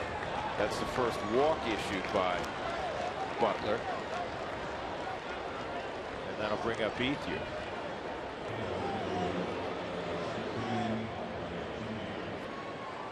Be sure to check out Great Clips charity cuts on Thursday, June 12th. Stop by the Great Clips kiosk near left field for a free haircut from a Great Clips stylist, with all donations going to Colorado Rockies charities.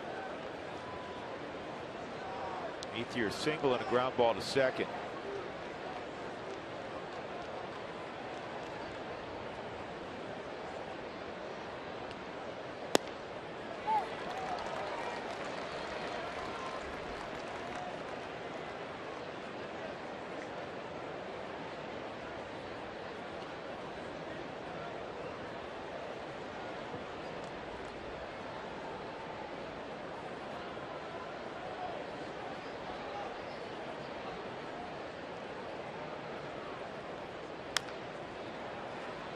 That's foul.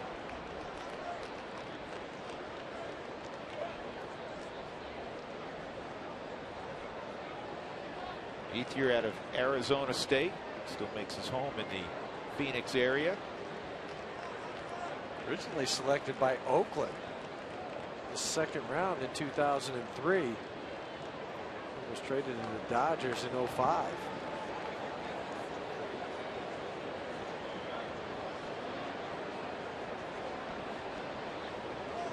0-2. And a broken bat roller. Or bouncer if you prefer. In the inning, 2 runs for the Dodgers. They have a 4-0 lead, middle of 5. Top of the order for the Rockies.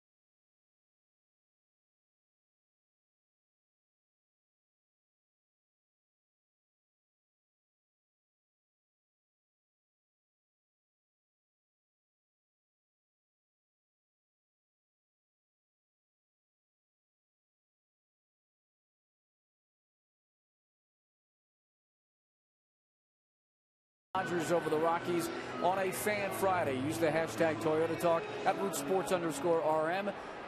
Here's a tweet from Doug. He saw Bob Gibson's first game in St. Louis in '59. It was unimpressive that night, but of course, the guy's in the Hall of Fame. Joe said he saw Nicasio's debut, guys. That was a few years back against St. Louis here, and he was impressive in that one. Eddie Butler, of course, pitching tonight. We'll get you some more tweets coming up. Mark, thank you. Eddie Butler has given up 4 runs on 8 hits in 5 innings. He's induced a lot of ground balls, but a lot of positives in his debut. Rockies got to get some offense. They've had a little bit of traffic against Ryu.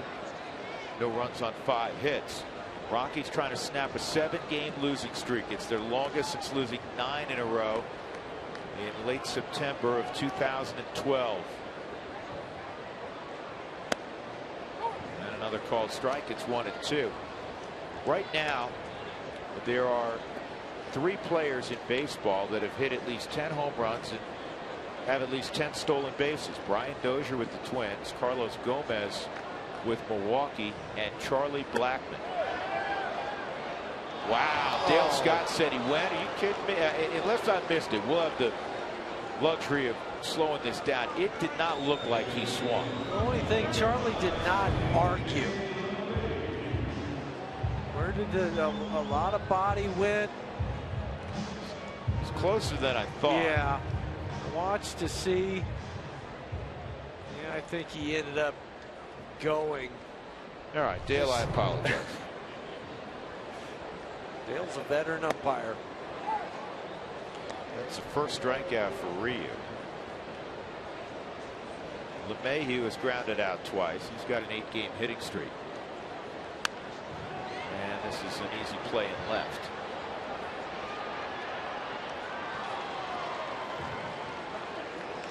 Still strange since we don't see the Dodgers all the time to see Matt Kemp in left field. Yeah, just writing it in. I almost wrote him in center. Doing that for years. Well, it's time for you to tweet us your Rockies fan photos. Use the hashtag #COFanPhoto for a chance to have it shown during an upcoming game. It's brought to you by AT&T. Tulowitzki's 2 for 2 tonight. 2 singles. Base hit through the left side and then a bloop single. The outfield's really deep and the infield, as you see a gorgeous sunset at Coors Field, the infield's got the shift on. We've seen this every once in a while with Troy, where they'll pull the shift and move the second baseman over. This is where the metrics and the fact that every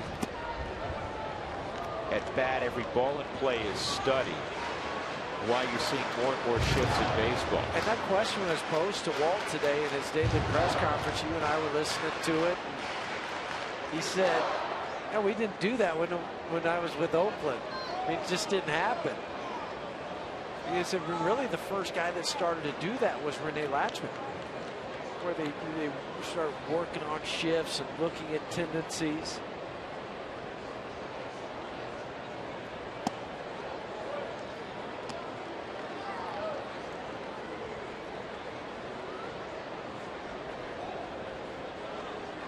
(2-0) on Tulo.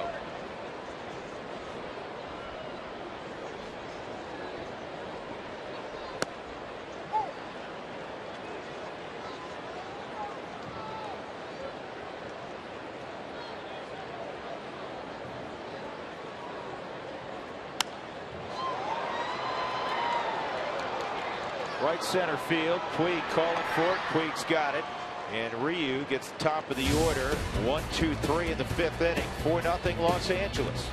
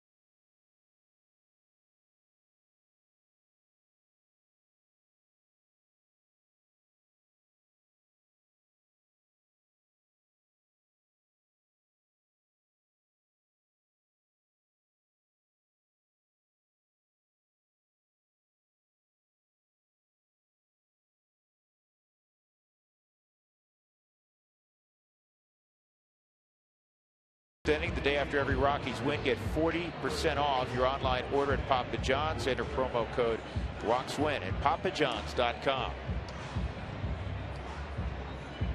Eddie Butler will face the bottom third of the Dodger lineup. Justin Turner, Drew Butera, and Yun Jin Ryu here in the sixth inning.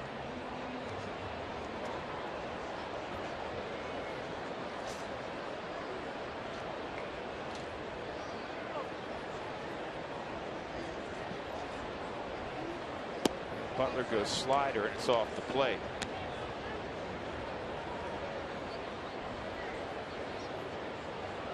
Ground out and single for Turner. And another single. That's the ninth hit for the Dodgers. Well, we were mentioning Max George being selected by the Rockies in the sixth round. So far, there have been 10 rounds in the draft. There'll be another 30 tomorrow. That is rapid fire. But 6 players with Colorado ties have gone in the draft. Kyle Freeland went to the Rockies at a TJ in the University of Evansville. Jack Fry went to the White Sox in the third round. Fry went to Oregon State. He went to high school in Oregon also, but he was born in Colorado Springs. We'll get back to that graphic in a moment. Brock Burke was the kid, the left-handed pitcher that Huey mentioned. He went to Tampa Bay in the third round. He's at Evergreen High School. John Ritchie's at a UNLV. John Ritchie went to Golden High School. Mentioned Max George, and Nick Green at an Indian Hills Community College, a real good JC program. And he's from Fountain Fort Carson High School.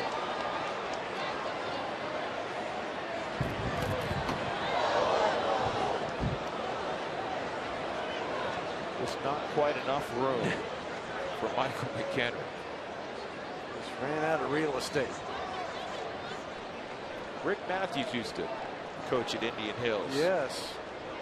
Always have had a strong program. You know, by the time he realized where the ball was going, he couldn't get out and around from the wall.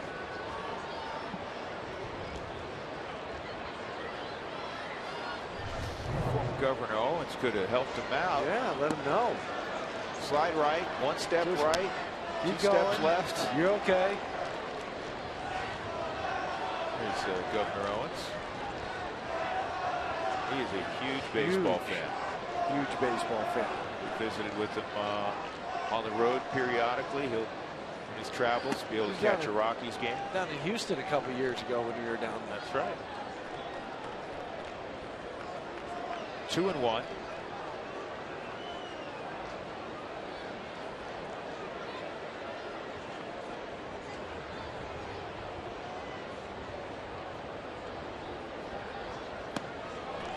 And it's 3-1.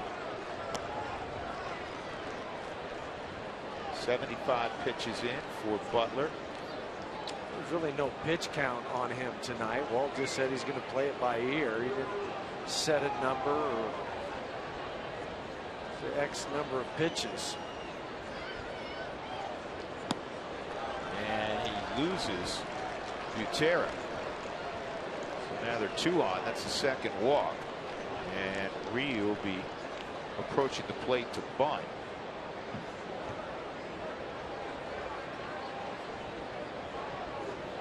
Trust Safelight at safelight.com or call 303-287-5000. They take care of your windshield issues.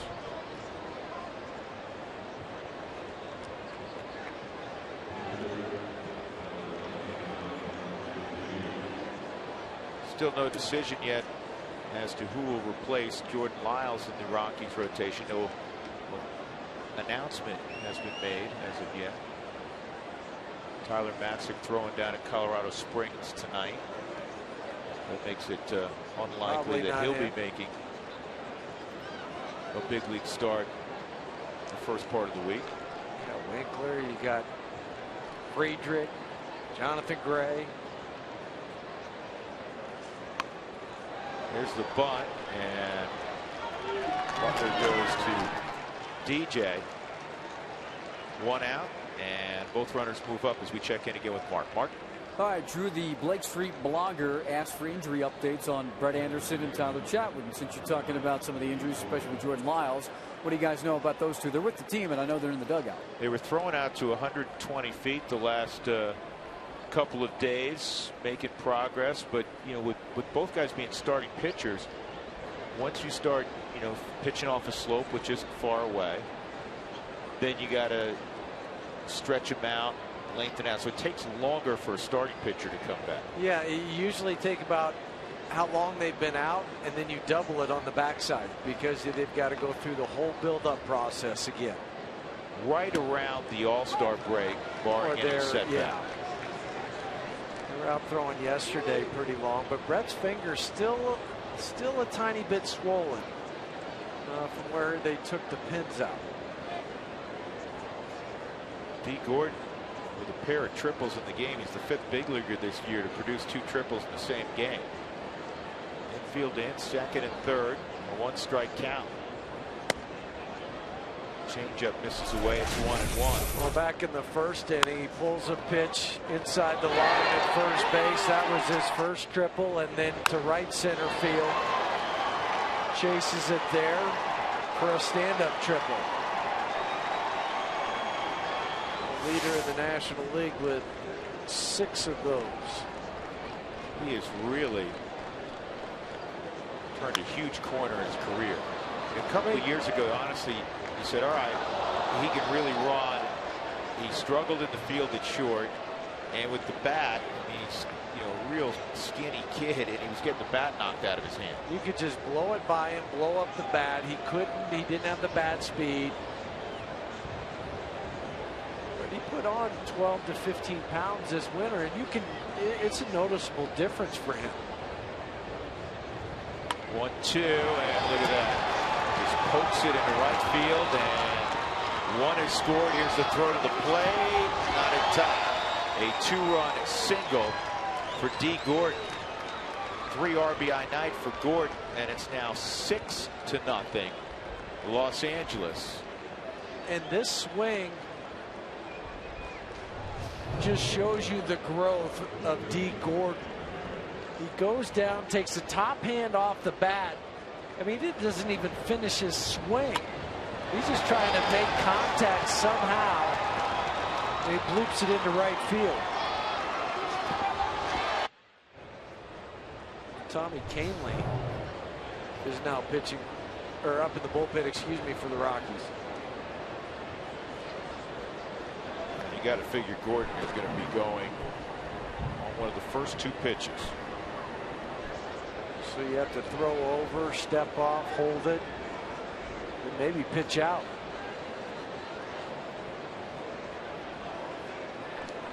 .35 stolen bases and a success rate of about 90% for D. Gordon.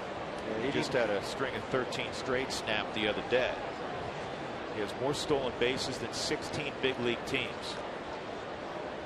13 more than Billy Hamilton.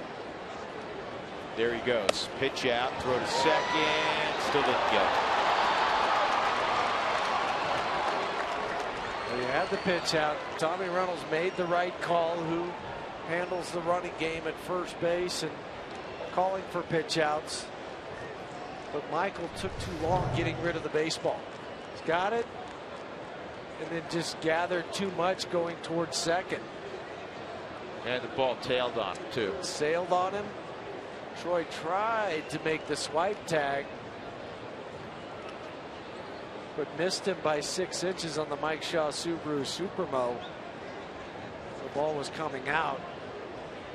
You just hope you can catch part of the jersey.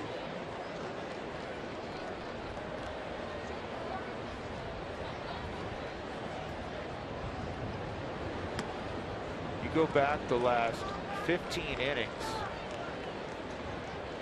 Yesterday against Arizona, through 5.5. It's obviously not completed yet, but the opposition has scored in 11 of the last 15 innings against the Rockies.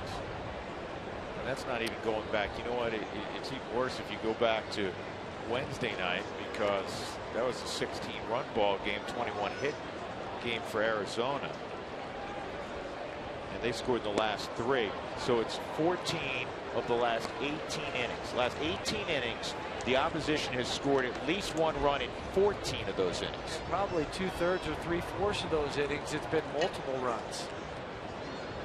And that's the other. They've been crooked numbers. It'd be bad enough. You're right. Yeah. It was just one. That's bad enough.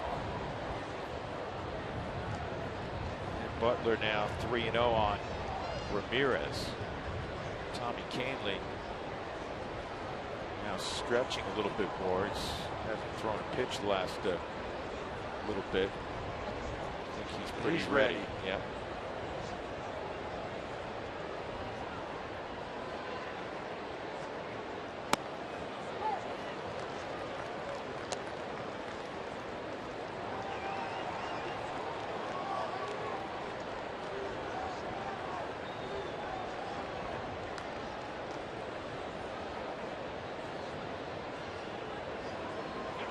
Puig will be next. 3-1 on Hanley Ramirez, who's 2 for 3. A couple of RBIs.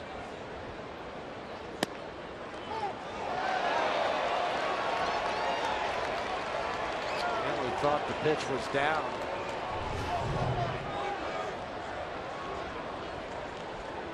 Looks like it has the corner. Better look on the side. Did he think it was down? No, it was at the knees across the plate.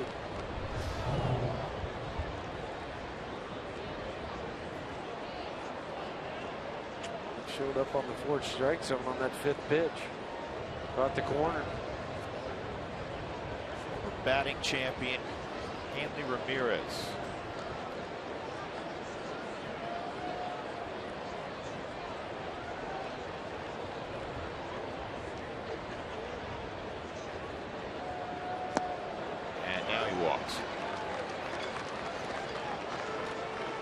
See what Walt does, because he has gotten Puig twice in the game, but that's going to be all. So Eddie Butler will go 5 1/3, and he's given up at least 6 runs on 10 hits, some good, but I'm sure not when he put his head on the pillow last night what he dreamt of in terms of his debut. But there are going to be a lot of bright days for Eddie Butler, and he gets a nice round of applause from the Rocky faithful.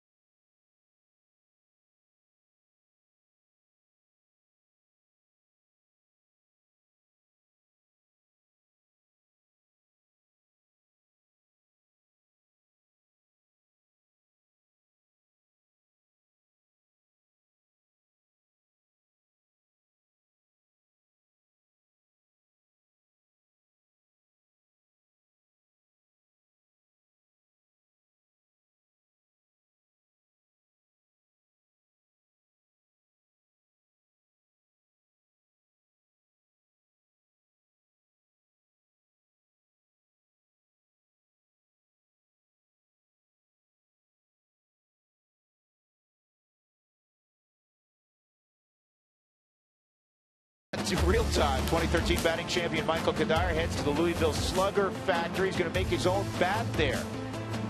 Cuddy also sits down to talk about many different topics, as well as the pride he takes in giving back to the community. This week on Rockies Real Time. That's Friday after the ball game. That'll be a good piece. Cuddy getting the night off. Talking with Willeen Rosario, also not in the lineup tonight. Tommy Canley will take over with 1 out in the 6th inning. At second base, D. Gordon, and at first base, Hanley Ramirez, who just walked. Tommy pitched yesterday, inning and 2/3. Couple strikeouts, 24 pitches. That was inning and 2/3. See how he bounces back. One of the rare times this year that he's had to pitch in back-to-back ball games.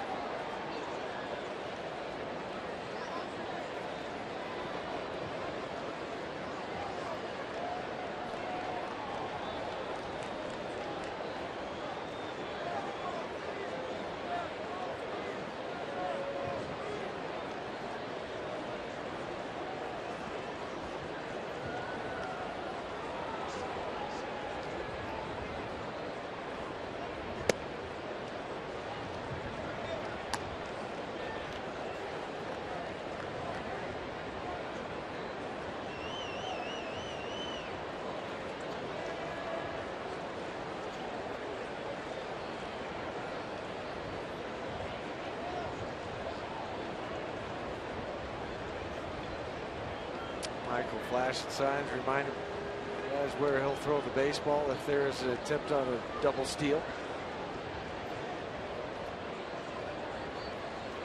I think they'd throw to second base. You'd probably go back door on that one, right? Yes. 1-0 to Puig.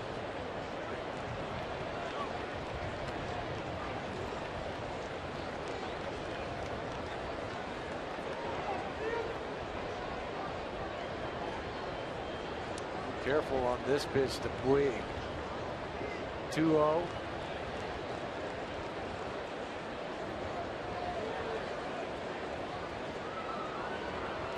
Should be located down and away.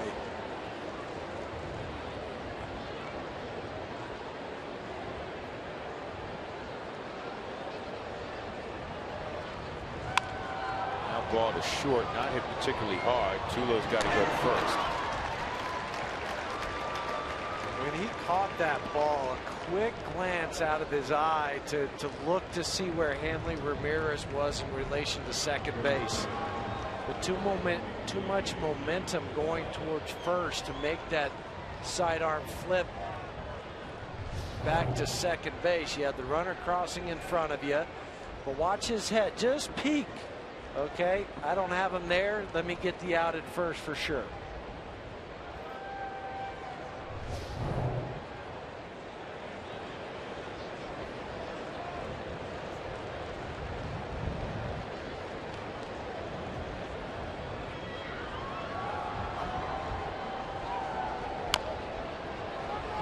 That is a foul ball by a lot. Adrian Gonzalez over for 3. Rockies down 6-0. First game against Arizona, they lost 4-2.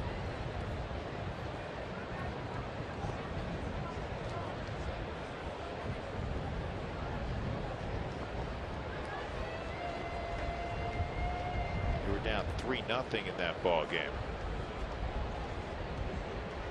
They had significant leads, or excuse me, they had significant deficits, obviously, in the 16-8 game.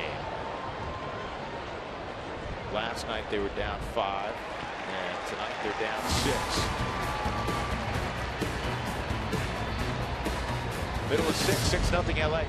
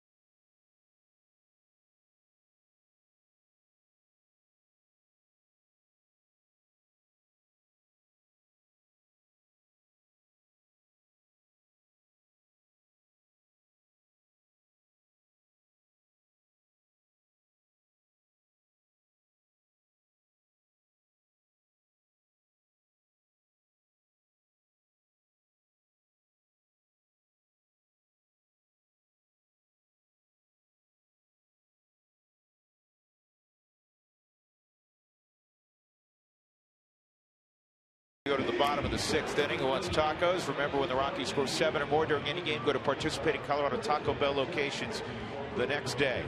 Do it between 4 and 6. Justin Morneau, 0 for 2, a line drive to center, and a ground ball to first. Lifetime of .361 average against the LA Dodgers. Rockies will be in LA next week. Go to San Francisco and LA. Ryu has not damaged that .056 road earned run average, coming in the lowest in the league. 4-0 record on the road for Ryu. And that's cut off by D. Gordon. For Ryu, since coming off the DL in 3 starts, he's 3-0. Had 20 strikeouts in over 19 innings coming into the game. And tomorrow is Rapid City Road to Rushmore Day, Getaway Day. All kids will receive a Kids Carlos Gonzalez jersey, and random fans will win Road to Rushmore vacation packages, courtesy of Rapid City. Get your tickets to this game against the Dodgers today. Rapid City Road to Rushmore, and that's tomorrow.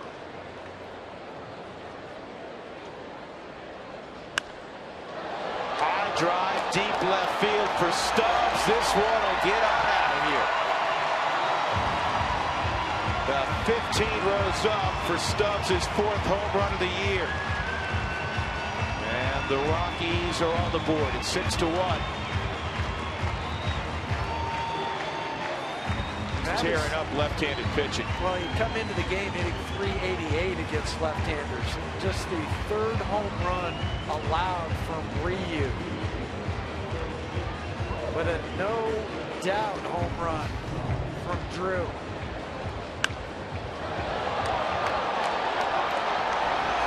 Ryu just has to stand on the mound. They'll just throw me another ball. I don't even see how far this goes.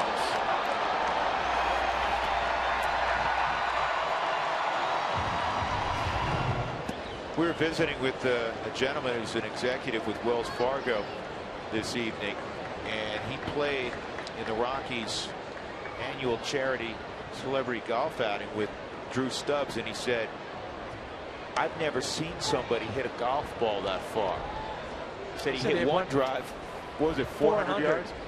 And routinely 350. Well, that home run went about 350 in terms of yards. Not quite, but you know what I mean. 1 ball, 1 strike on Dickerson.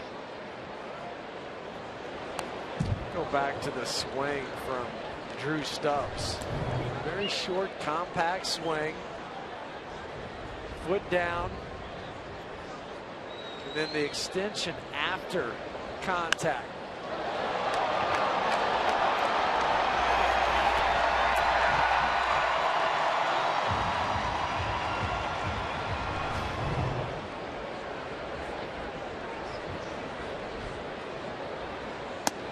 Dickerson strikes out.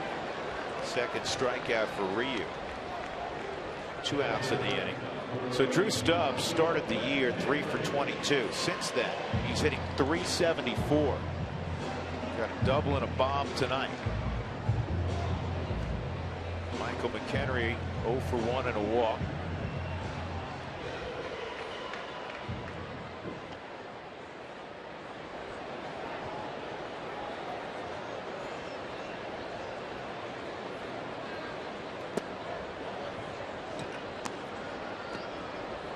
What's for you in their rotation, 3 or 4? Probably be sitting at 3. You got Kershaw and Greinke 1-2. Or 1 and 1A. 1, yeah. I just say Kershaw just because he's been there long. Oh, absolutely. And what he's done with the Cy Youngs. But I know Beckett has the no-hitter. He's been pitching better this year, but I just think Ryu. Also, he splits up the left-handers.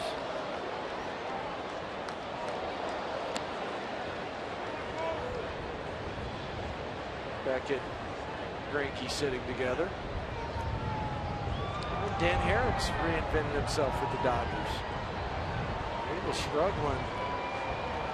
Struggled in D.C. Well, he's taken out the rotation when we were there.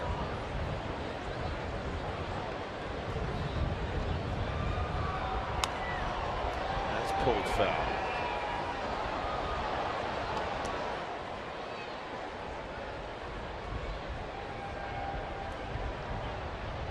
Since this game was invented, it's predicated on pitching. It still hasn't changed.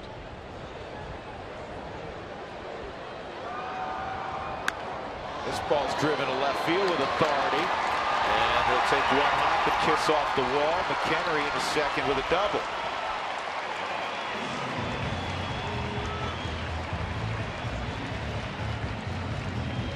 The whole key for Eddie Butler, going back to Eddie.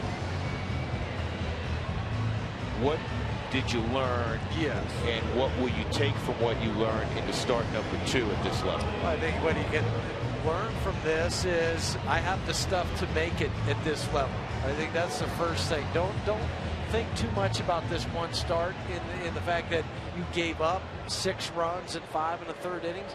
Think about, yes, I have the stuff that I can make it, all my pitches, but I also know that I have to locate better. And that's going to be the difference. That's the difference between Double-A and Triple-A in the big leagues. Your mistakes get hit here. Or if you make 2 mistakes to one hitter, the first one might be fouled off, the second one's not going to be. 1 strike on Culberson. Charlie a base hit and a deep drive to right field. See Cargo.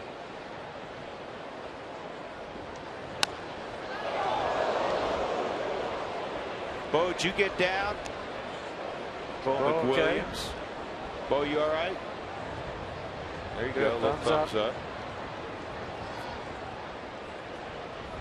That's usually in Mark Stout territory.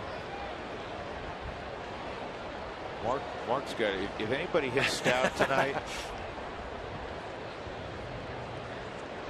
then I want the baseball checked. I want the bat check, the baseball check, the body check. Left center field, Charlie Culberson. Run to the wall. It will. Culberson around second. He'll hunt a triple. And Charlie safely into third with a run-scoring triple. And it's 6-2. Charlie Culberson having a night. First triple of his career. We're starting to get to Ryu. He'd been cruising until this inning, and not now. We've seen 3 wonderful swings. First Drew Stubbs and Michael McHenry. Now Charlie Culberson. Ball's in front of him. You don't have to look at the third base coach. You are your own coach. Focus on the bag and then take off. Rick Honeycutt going out, the interpreter as well for Ryu.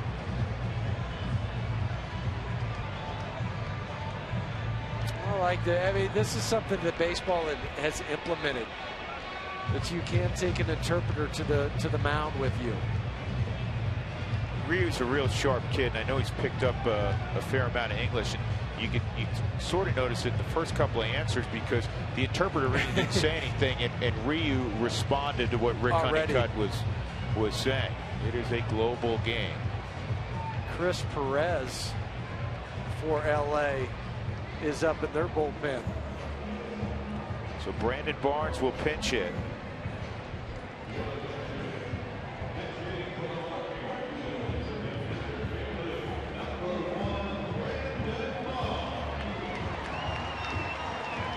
Barnes last night, one of the few highlights for the Rockies, an inside the park home run.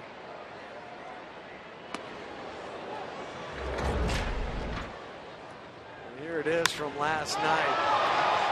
Right at the base of where the visitors' bullpen is located. Doesn't even have to slide.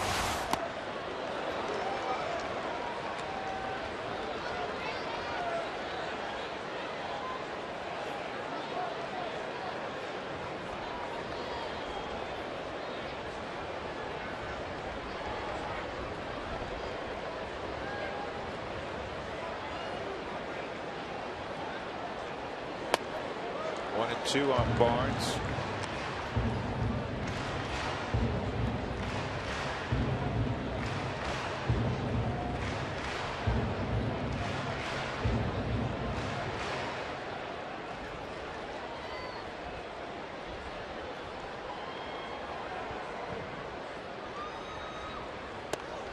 Another pitch, too tall, 2-2.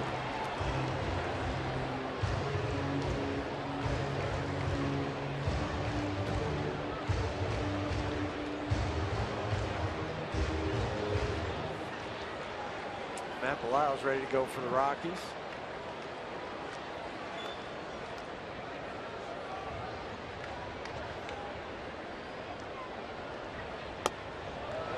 Good eye, 3-2. Last 3 pitches have all been in the same location. 3,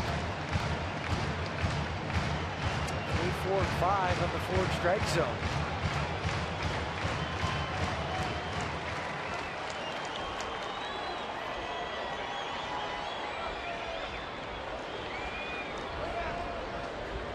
Two outs, Culberson at third.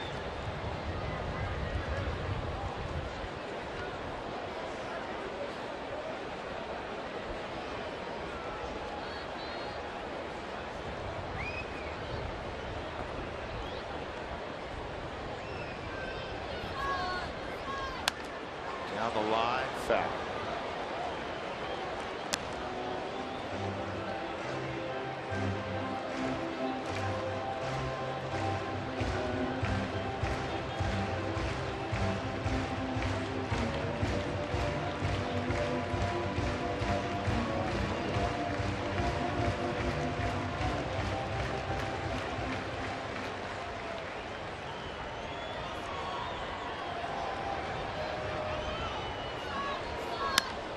This ball's driven to center field and deep. Ethier will make the play, though. In the inning, the Rockies get a couple of runs. Drew Stubbs hits a long ball, his 4th of the year. And then after a McHenry double, Culberson tripled in a run. It's 6-2 as we go to the 7th.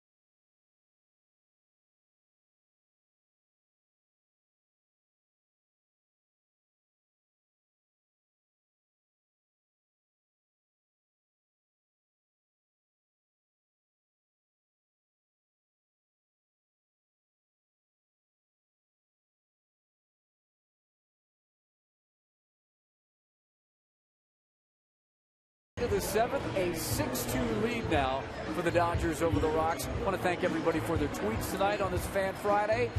Hashtag Toyota Talk is what you use. We're going to wind it up with Stephen Hess. To everyone who served and for those who gave their lives for our country, you'll never be forgotten. Of course, this is the 70th anniversary of D-Day, the invasion in France. And I'm going to show you what the Denver Post looked like on this day. That was the invasion extra. That's the front page of the Post. The invasion begins, Allies land in France. What a day for our country, guys, as we remember the greatest generation on D-Day. Yeah, I'm glad you brought that up, and I'm glad that that person tweeted that in. 70 years ago. Talk about the world changing. You know, there are impactful dates, and then there are impactful dates. My father served in that war. So, special meaning. Absolutely. For a special person. Matt Belisle is going to throw the 7th inning. And Matt Kemp hits the first pitch to center field and deep. And off top of the wall. Kemp thought it was gone, and he barely got to second base. Kemp thought it was out, as did I. And I think so did Drew Stubbs in center field. He turned, and it hit the very top of the fence. Well, also you had interference at first base because Davey Lopes touched the runner as he was going by. And I don't think you can't do that. Now watch Davey Lopes. He gives him 5. You can't do that. You can't touch the runner. Wow, I don't know if I've ever seen that. I've never seen you see the slap all the time when a guy hits a home run. Davey assumed, like Kemp did, that it was out. And Dale Scott, they're going to look at this or get guys together. Right. I saw that as he was rounding first, and I was saying you can't touch a runner. Can you imagine if he gets called out on this?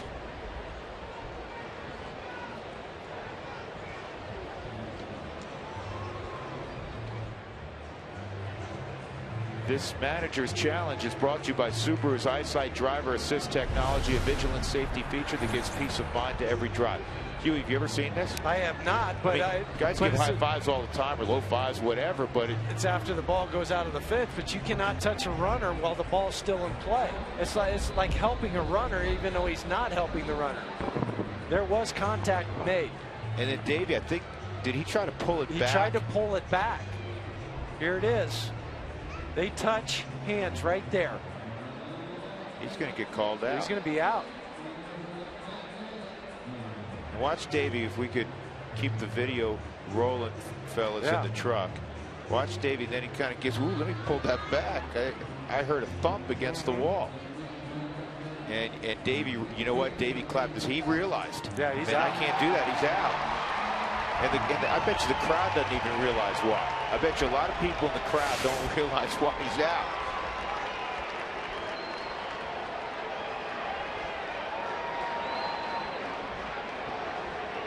Don wants an explanation. But you cannot touch a runner while the ball's still in play.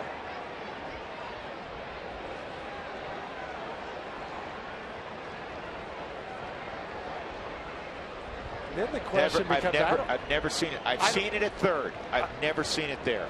No, but then the question, I don't think he gets a hit on it because he never got to first base.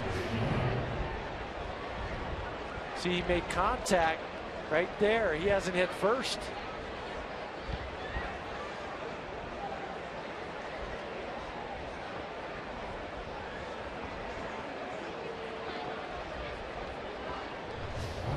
Now, guys like Matt Kemp, they've hit a lot of home runs, and they know when they got one.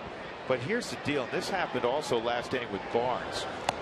We've noticed it in the booth. The wind all of a sudden has really picked up, and it's blowing in. Straight in. And so he thought he had enough of that, and then it missed going out by probably about a foot.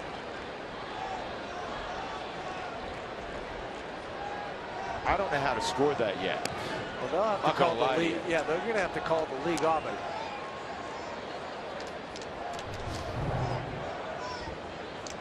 We'll see on the Mike Shaw Subaru Super Bowl. What, 3-4 inches? Yeah, hit the yellow line. Kemp's last home run was on May 10th.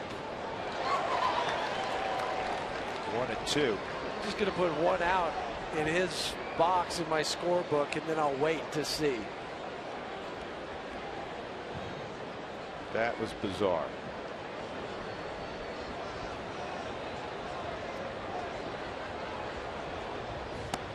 And a great job by the Rockies dugout. Somebody picked that up clearly because Walt went out. And I don't know if it was Walt or somebody toward that end of the dugout. Said, man, they just gave high five or whatever, low fives. You can't do that. Seen it at third base. I've seen it where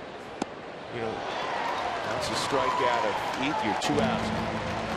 Where, you know, a coach literally trying to, you know, hold a guy when he comes whipping around and makes contact. Or I've also seen it where a runner is coming around third and he's trying to hold him up and he'll slip and he'll slide into the coach. That's still making contact and he's out. But never at first base. Never at first. And, you know, Davey feels awful about it. That's a good man right there. Yeah, That's a good baseball man. I had him as a coach down in Texas, and I've said it before, and I've told you privately, Drew, that I learned so much about base stealing from Davey Lopes.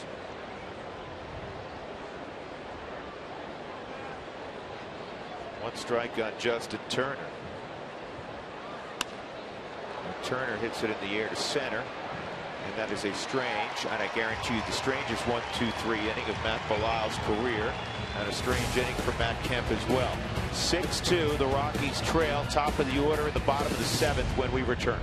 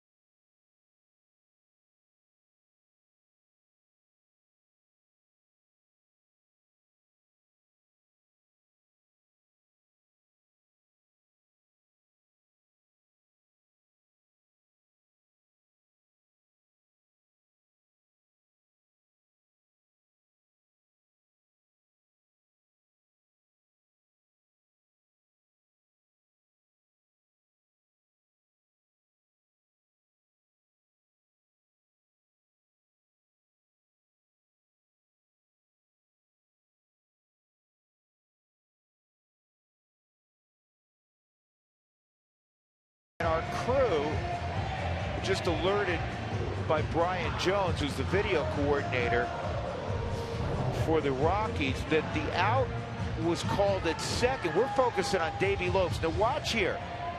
Kemp slides safely in, watch the tag by Tulo, and he kind of hops for a second off the bag. Dale Scott called him safe, but it looks like Tulo tagged him while he was airborne.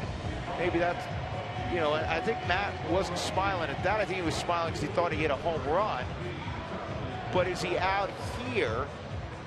Well, he's definitely out there. Well, but also he should be out because they made contact at first. And here's the weird thing. On the board, they still show 11 hits. If he's out there, it's a single. Yes. So it would be 12 hits for the Dodgers. But I just look at Troy's reaction, where he doesn't really react and just tosses the ball to Dale Scott.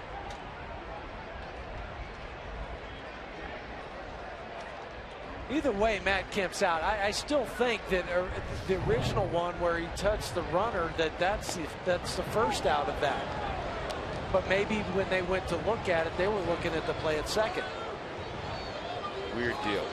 Brandon League is now on in the 7th inning after 6 innings of Hyunjin Ryu. Ryu gave up 2 runs on 8 hits.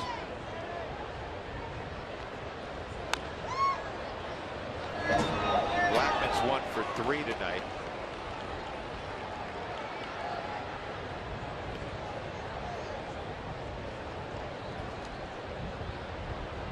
Now the press box is saying that Kemp was in fact called out because he came off the bag at second. Okay. But now I'm curious, what about But I saw contact. him make contact as he went around first base. So that I didn't even think about the play at second base. My mind immediately went to the play at first when I saw it. When I was watching this live, because I was watching Matt Kemp go around the base, I saw him slap high fives or low fives, whatever, with Davey. So my mind went to that first.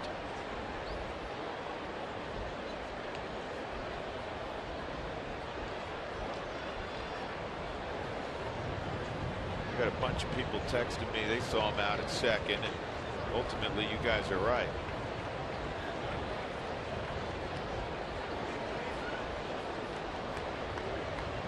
And so, you know, we were crediting the Rockies dugout. Credit the Rockies dugout for catching that he was out actually at second base. And Brian Jones for seeing that. You guys are deep in the rule book right now. What do you got? Rule 7.09, it says the judgment of the umpire, the third base or first base coach touches or holds a runner, assists him, then he would be out. Charlie Blackmon really hot at home plate umpire Dan Iasanya on that called strike 3.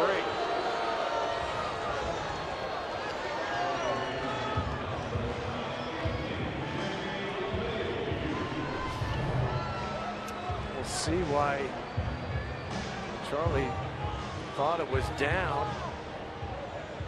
Dan rips off his mask.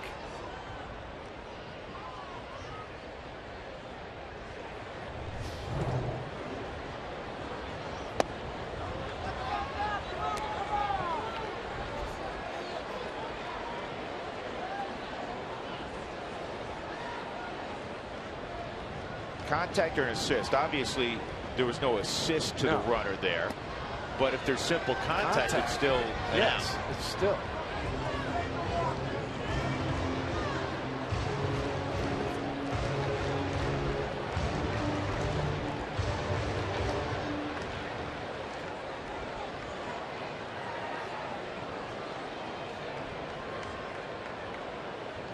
$2-0 on LeMahieu.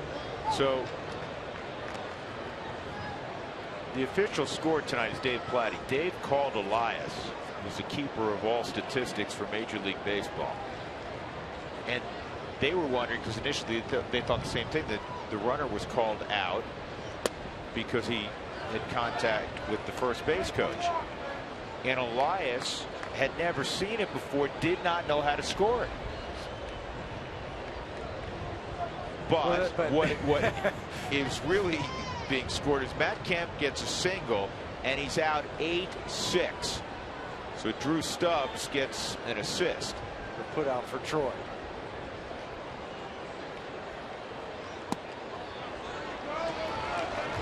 DJ LeMahieu, meanwhile, back in Mayberry, walks with 1 out.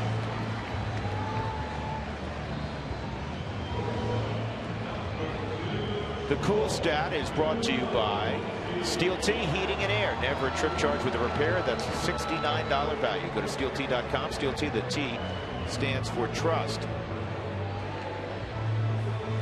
This one is fascinating to me because you would think that the Rockies would be right near the top in innings out of the bullpen. They're 6th from the top. The Dodgers, with arguably the best rotation in the National League, has utilized the bullpen more than anybody save the Padres. But remember, they were pitching some of that time without Clayton Kershaw, who eats up a lot of innings. Granted, but still there's Greinke and Ryu and Herons pitched well, and Beckett. I mean, we just saw him throw a no-hitter. Yeah. You wouldn't think they would be sitting in second in the National League. You wouldn't think the Padres would be first. No, you really wouldn't. Padres get a lot of depth at home out of their starters. We call that not only the cool stat, but the odd stat of the ball game.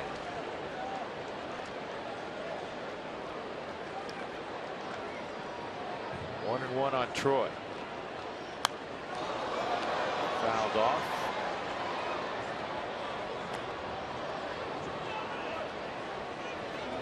John Gray, by the way, pitched yesterday for Tulsa, got a victory over Northwest Arkansas.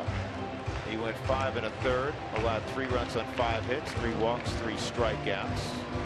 He's now 6-3 with a 3.97 ERA for the Drillers.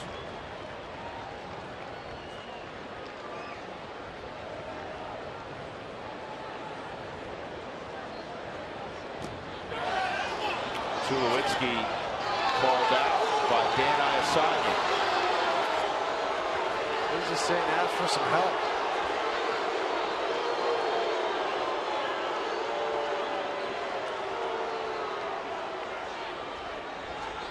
I always find it hard that an umpire can focus on where the ball is going down into the zone and also see the swing at the same time. Did he go? That's borderline. We saw Dale Scott bring somebody up. Well, that was Charlie in the 5th inning on check swing, but that was the third base umpire. 1-0 on Morneau. Justin 0 for 3.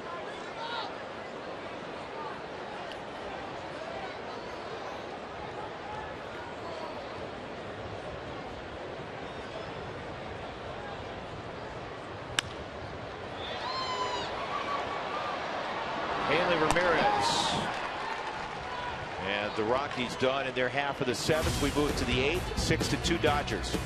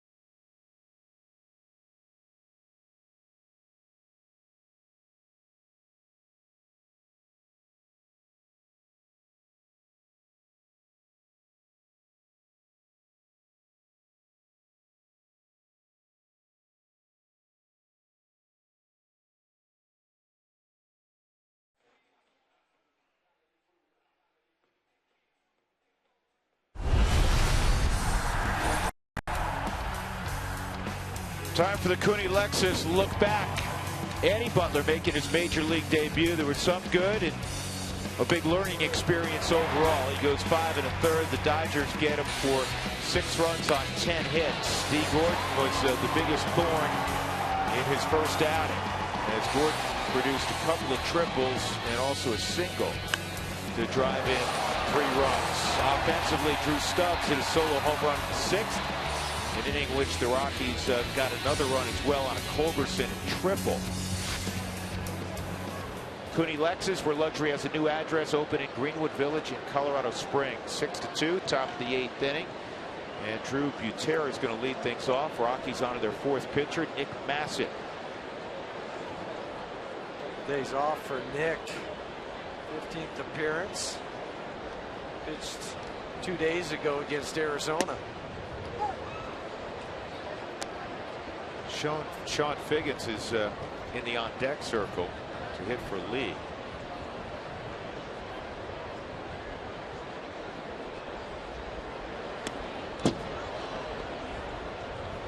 Figgins once was a Rockies farmhand.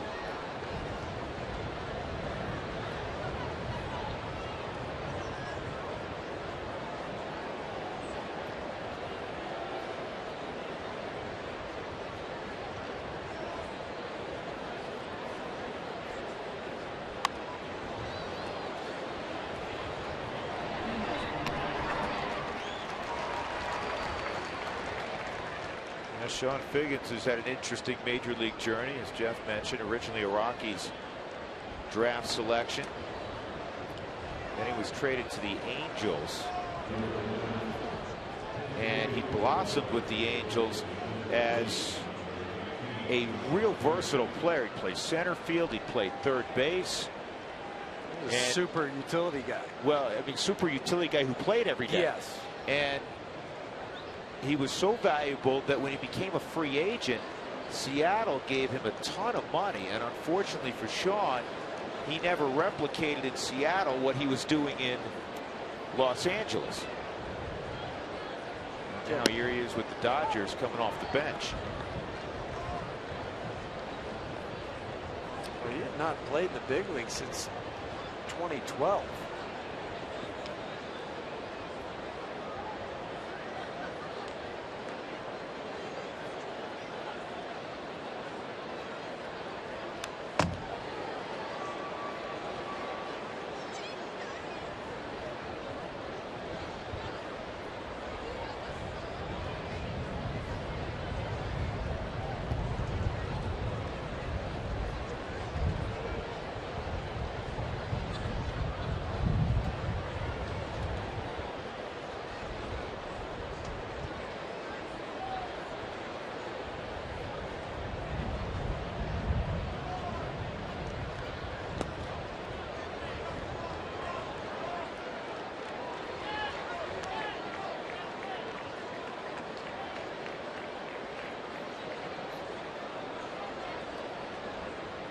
Higgins hitting .286 left-handed.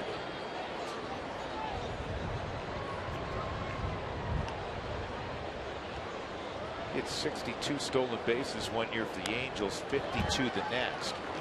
41, 34, 42, 42 one year with Seattle. And he had a couple of 60-plus RBI years with the Angels. He hit 7, 8, 9 home runs, bunch of triples, bunch of doubles. Ballpark. Just downstairs. One of those ones where it just his style and his game was not suited for Seattle. Tough offensive park. When you look at the home run numbers for Robinson Cano this year, they're way down. You knew they were going to go down because Yankee Stadium for a left-handed bat, if you pull the baseball, it's a joke. Justin Morneau, good play on the backhand, and Nick Massett beats Figgins there. MLB.TV Premium, the #1 live streaming sports service. It's celebrating 12 years. Join the millions of subscribers and watch every out-of-market game live at True HD on over 400 devices.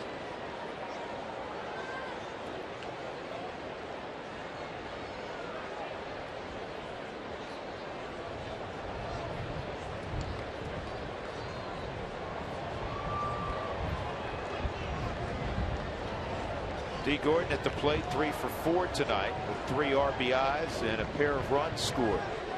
Special day for the Gordon family as younger brother Nick, a shortstop, was taken 5th overall by the Minnesota Twins. And we saw an interview, Huey, with him yesterday on the MLB Network. Seems like a great young kid.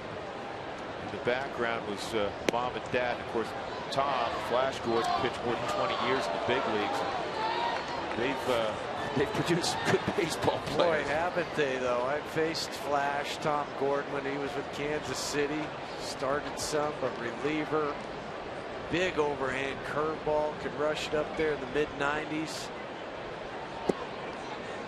Now to have D doing what he's doing for the Dodgers. Nick's going to start his pro career.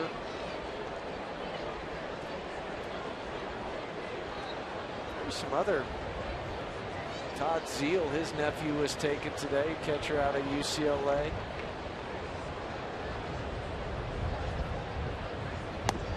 Gordon takes a strike. It's 3-1.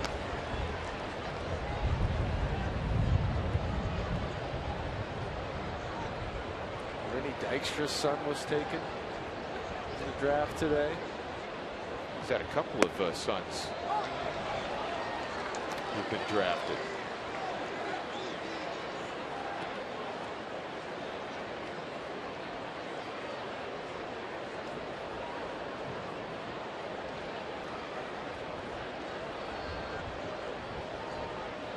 Three-two, ball four. Nick loses D. Gordon.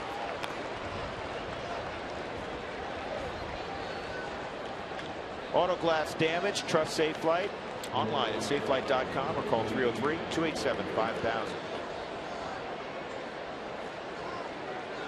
Tomorrow's an afternoon ball game. Jolie Chassin looking for his first victory of the year against Zach Greinke, who's 8-2.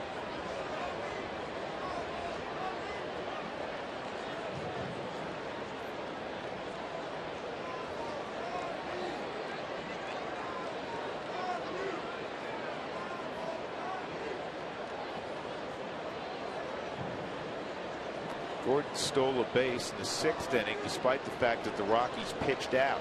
That's when you know you're fast and you know how to run bases. Yeah, but the bigger number is the 90% success ratio. And yeah, everybody knows you're going to steal a base and you still steal it 90% of the time. Puig's been their MVP offensively, and number 2's been D. Gordon. Because D. Gordon's getting on base for Puig to hit him in. 40 RBIs for Yasiel.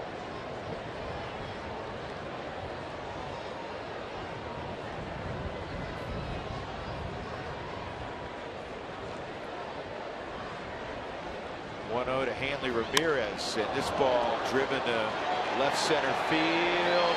Nicely done by Dickerson. Off the bat, I thought that was a tweener. Good play by Corey Dickerson. 6-2 LA.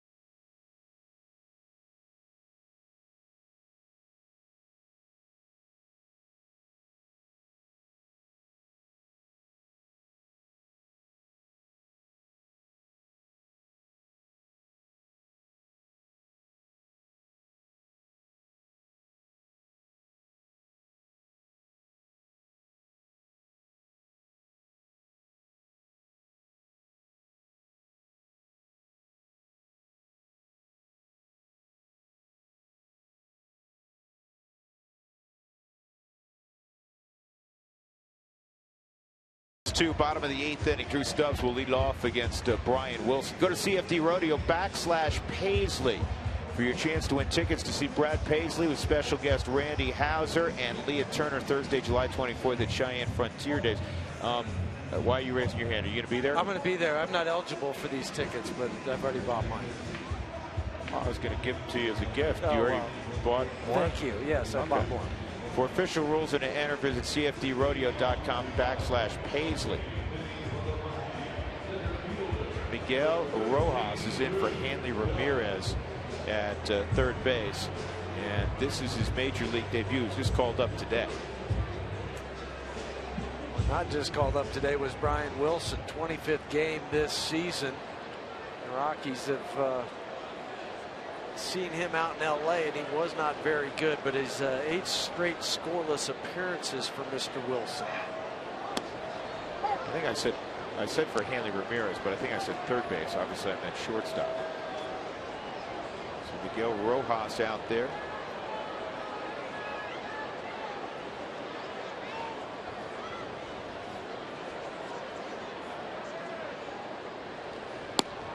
One and one on Drew Stubbs. Double and a home run in 3 trips. And Troy Hawkins throwing for the Rockies.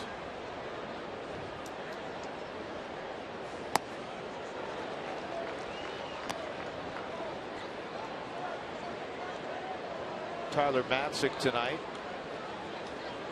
Pitched well for Colorado Springs, as he would go 7 innings. Actually got the loss. Went 6 innings, I should say, in a 2-1 loss. 6 innings, 2 runs on 7 hits, walked 2, struck out 9.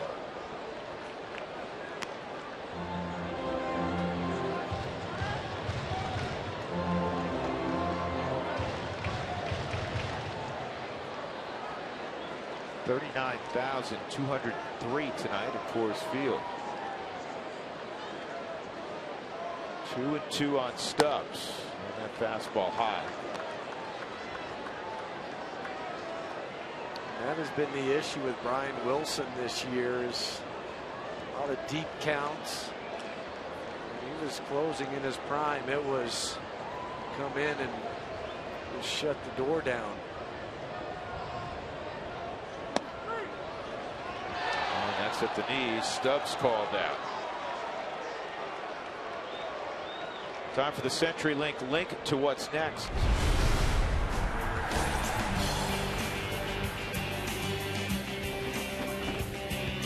After the Dodgers, the Braves will be in for 4 ball games, and that's San Francisco and LA. The Rockies will return home, and on the 20th they'll begin a series against the Milwaukee Brewers.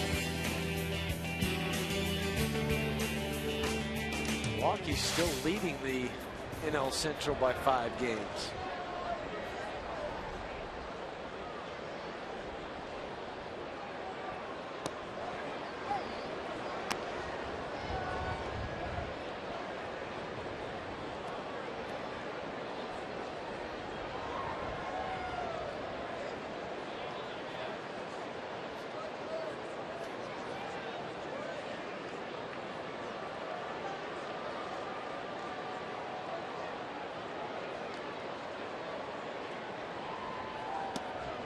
Dickerson takes a strike.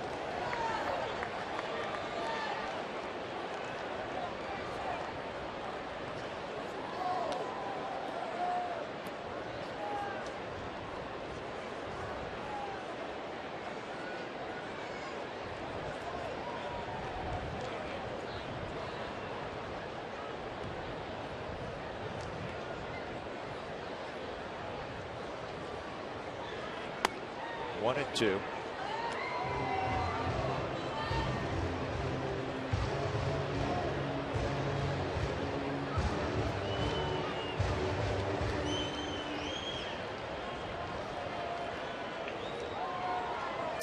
Still has the split-fingered fastball. He just doesn't have the upper 90s velocity that he had when he was closing games for the Giants. He's anywhere from 88 to 93. He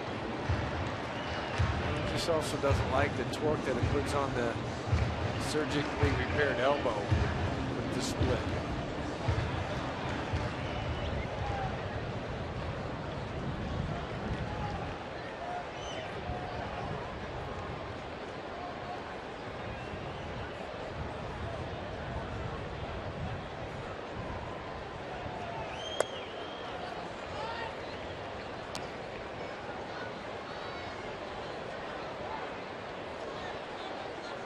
Dickerson, a 7-game hitting streak on the line. He's 0 for 2 and a walk tonight.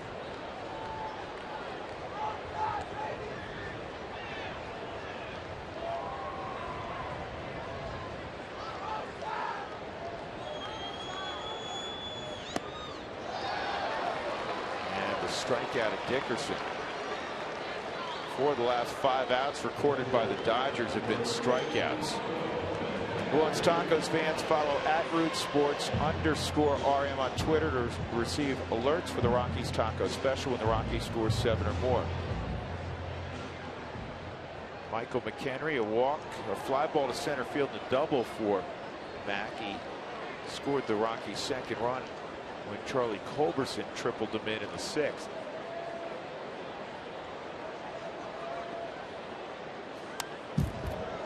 Good swing. Right on the 94.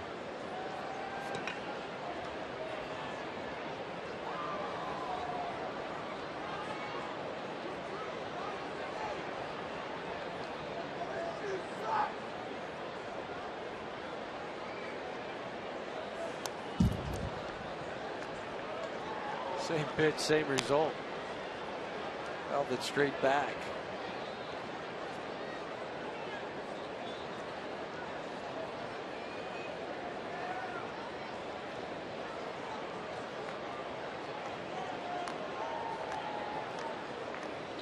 Look for him to throw a slider down.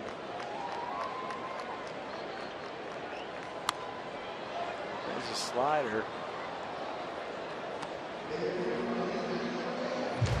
Jarrett wanted that pitch in the dirt.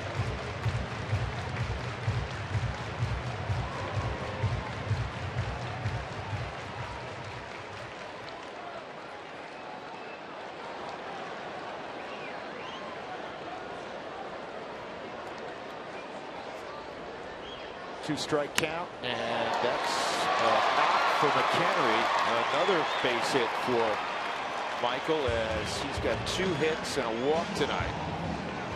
That'll bring up Culberson, who also has a couple hits tonight, a single and a triple. The only time he was retired, he was on a ball to the wall in right field. It's catch by Puig back in the 4th inning. Follow up that good piece of hitting from Michael with one of your own, Charlie.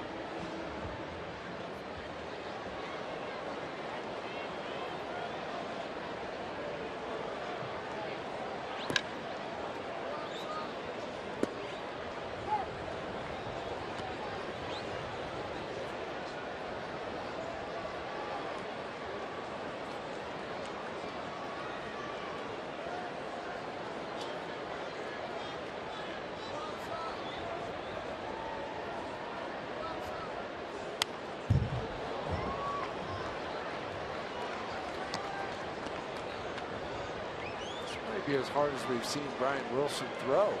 It's flashing some 94s. When we were out in LA, what was it, 2 or 3 weeks ago, whenever it was 90, 91. Not much movement. Yeah, he was getting hit hard at the time also.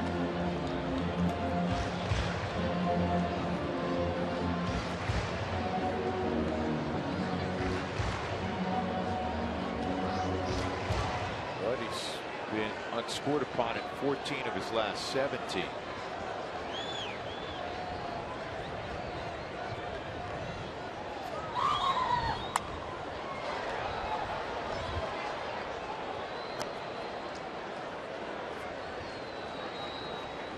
The last save that Brian Wilson has came April 12 in 2012. Isn't that shocking? And you know where it happened? Right here. That's when he blew out, though, after that. You know, you're right.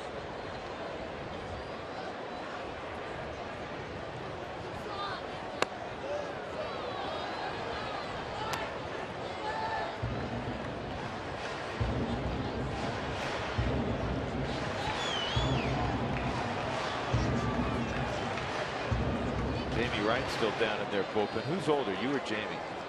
I have Jamie by a couple of years, but he has more service time. He's got more service time than 99.9% of the guys who played the game.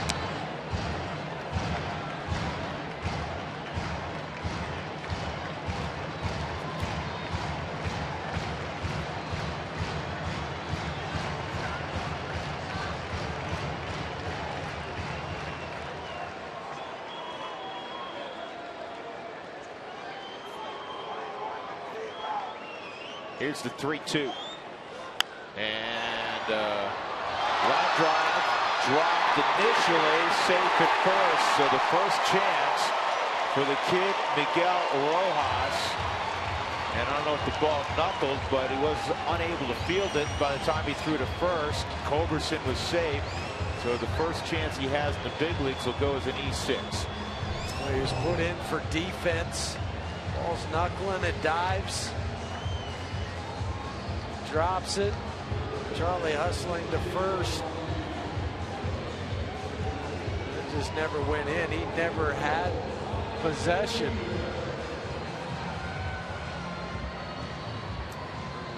The hustle from Charlie the whole way down helps with the safe call. So now the Rockies have 2 aboard for Ryan Wheeler. Could make this thing interesting. Wheeler pinch hitting in the pitcher's spot.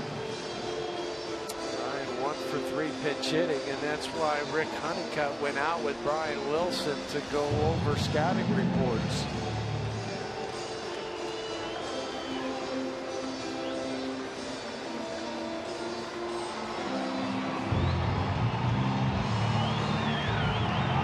The Ford Strike Zone is powered by Built Ford Tough trucks. Built better, built stronger, built Ford Tough. No wonder Ford F-Series are the best-selling trucks 37 years straight. So here's Wheeler against Wilson, and that's a strike. J.P. Howell is throwing in the Dodger bullpen. It would probably be for Charlie if it gets to that point.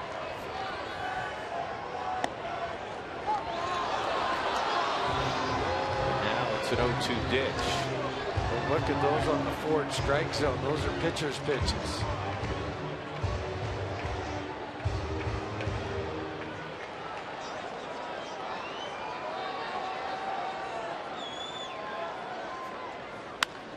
This ball lined to left field pretty deep, and it's tracked down by Kent.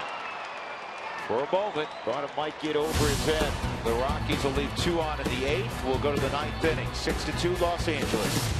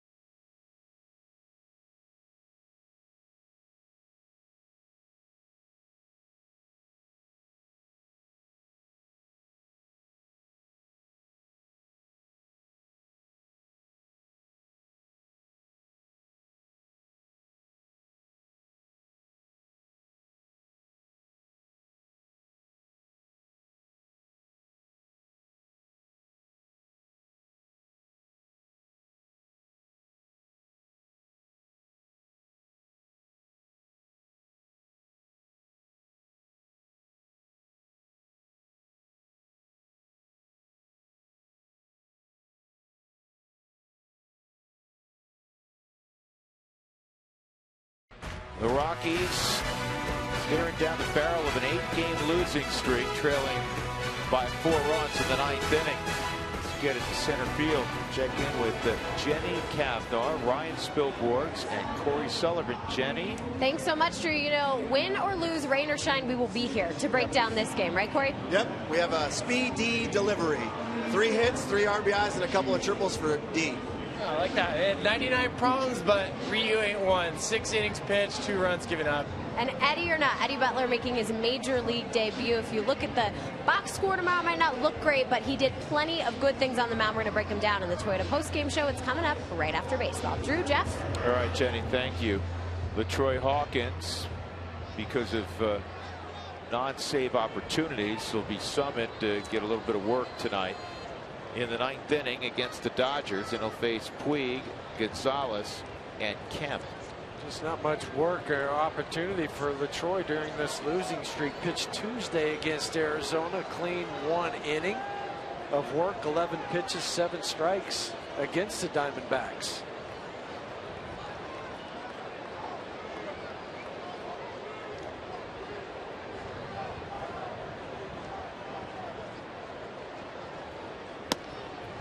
And a strike to Yasiel Puig.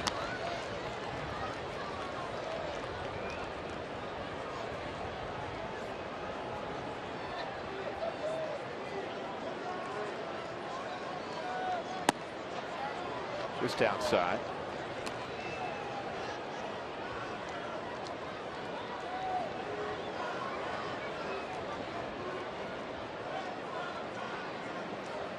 Rockies pen so far tonight 2 2/3 of scoreless relief. That's a base hit for Puig.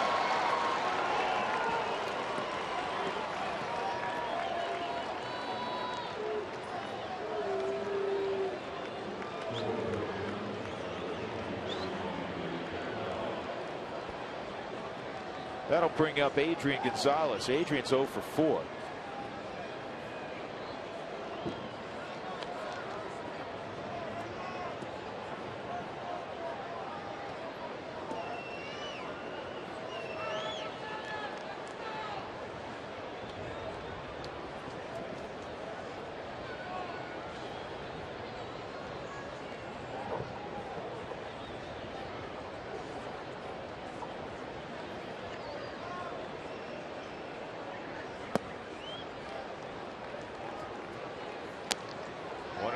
Gonzalez.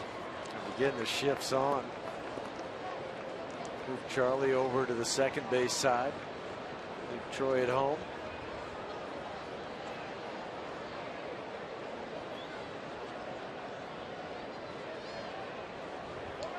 Adrian's just 1 for 19 in the month of June. But you know what? He's a big RBI guy. Always has been. He's got 12 home runs, 38 driven in.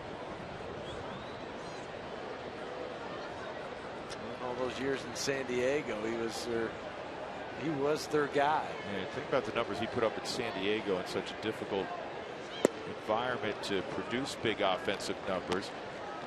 Since 2006, among major league leaders, he's 5th in hits, 4th in doubles with 313. He's 9th in home runs with 240. He's 5th, Huey, in ribbies, 864.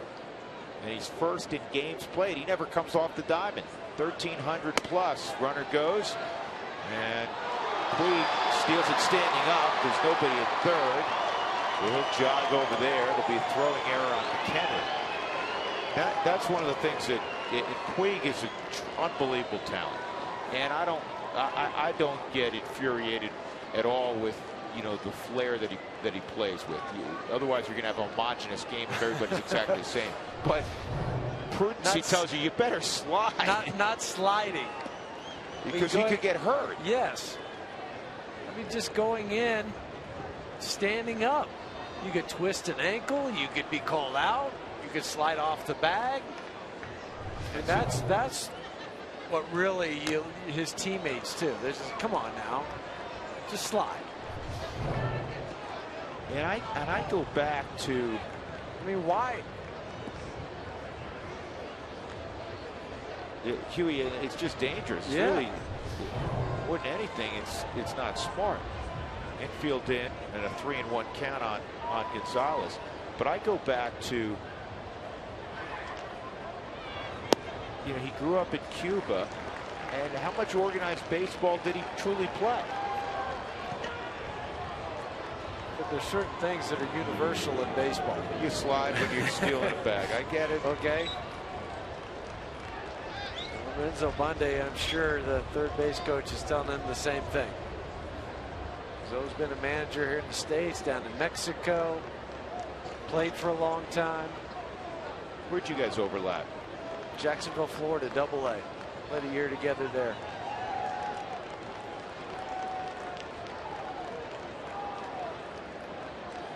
Matt Kemp, 1 for 3 and a walk. Rockies infield halfway up the middle with nobody out. Kemp in his last 20 at Coors Field has reached at 19 of those 20, and he's hit 8 home runs. He thought he hit his 9th home run in that 20-game span his last time up. Hit it off the very top of the center field wall. And literally had gone into his home run trot, got a low 5 from Davey Lopes, and then went off the top of the fence. All of a sudden he had to pick it up, slid into second, and he did a pop-up slide. And when he popped up, he came off the bag for a moment. And Tulo had kept the tag on him. I don't even think Troy realized he was out. No, not the way he reacted, but Walt reviewed it. It was smart from Brian Jones down in the video room.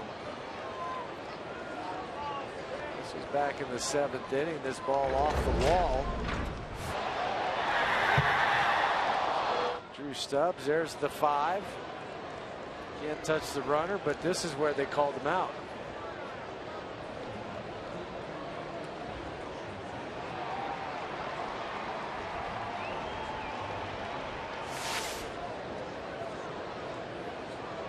I may have found a third. You know, it's like the old highlights thing. Find what's wrong in the Yes. picture. I think I may have seen something else that was wrong about that. Did he touch first base? I wasn't even looking for that. Look at those pictures. Find all the things that aren't right. What's different? Well, it was my favorite book to the kids, Wacky Wednesday. Let's see. Oh, he did. Okay. Because the other angle that we had, you just saw the bag. And I was like, did he touch first?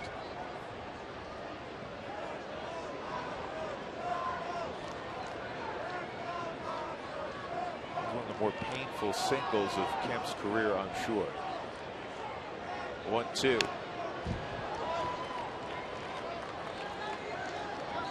When you found the ball off your foot, I mean, you knew they were going to go in there again. Always, right? Always.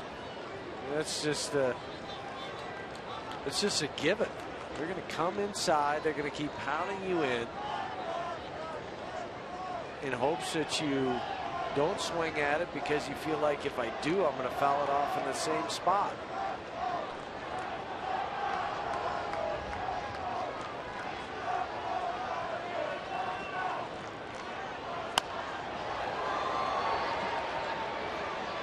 Blackman will make the catch, and trotting home at the 7th run is Puig. A sac fly for Matt Kemp. For Kemp, his 16th RBI.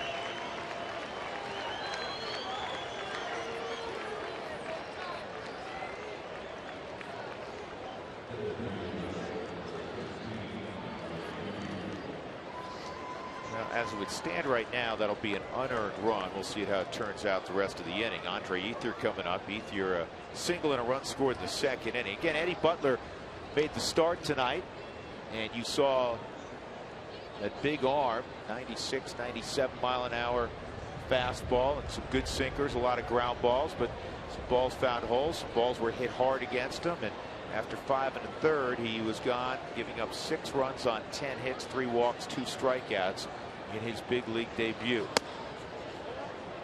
Again, it'll be real interesting to see the growth from start 1 to start 2. Well, now you know what to expect.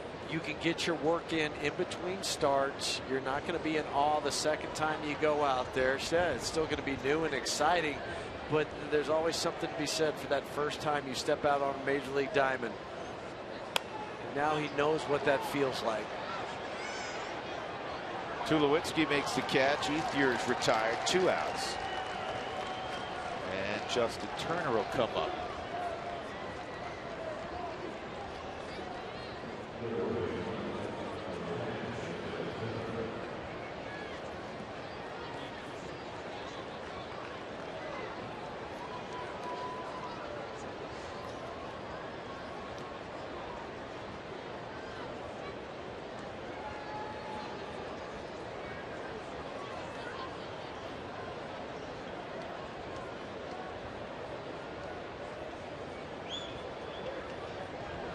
2 singles, 4 at bats tonight for Turner. Tulowitzki took a hit away from him early.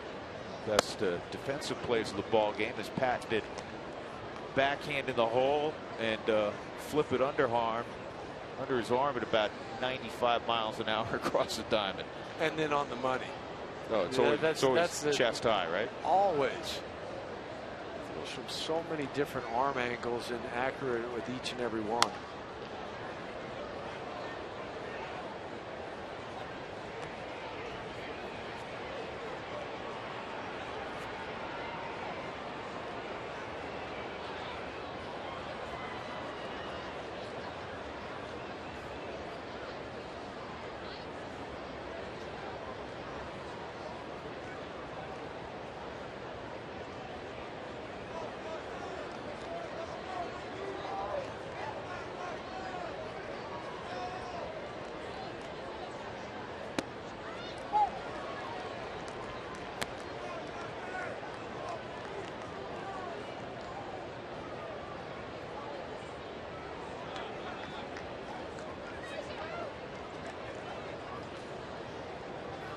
One and 2 on Turner.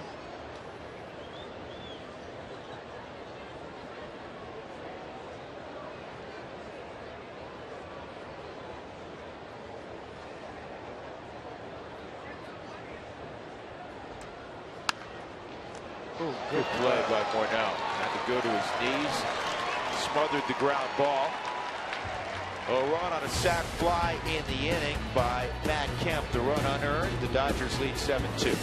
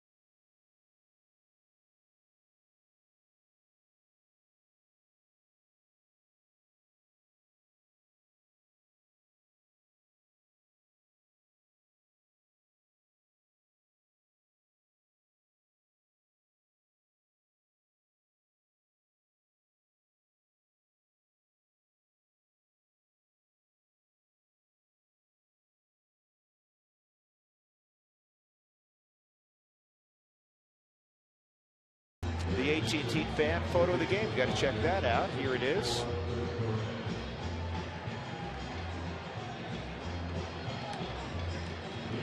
Fear the nasty. Chuck Nasty fan. Fear the beard. Tweet your photo to #COFanPhoto for an opportunity to be shown in an upcoming game broadcast just like this, brought to you by AT&T. Charlie Blackmon, and he'll lead things off. Chris Perez, former closer of the Cleveland Indians. The bullpen for the Dodgers is comprised of a number of guys that have closed games. Perez being one of them, 132 saves in his career. We saw Brandon League earlier. He was a closer. Brian Wilson, of course. Kenley Jansen, who's their normal closer. And don't forget about J.P. Howell, the left-hander down in Tampa Bay. Tampa, he was a closer. They have 5 guys in their bullpen that have had closing experience. You know what? You spent $235 million. It ought to get you some guys that have earned their stripes. $235 million. Or about 1/8 the cost of the number 2 basketball team historically in Los Angeles.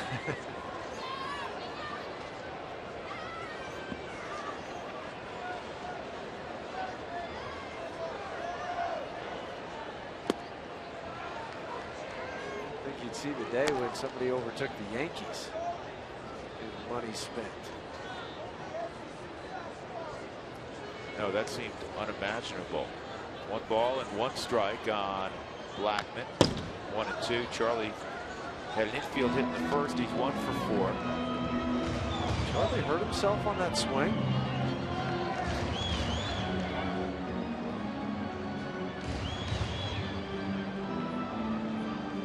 Looks like he's limping. But just watch him after the swing. I don't know if it was his knee.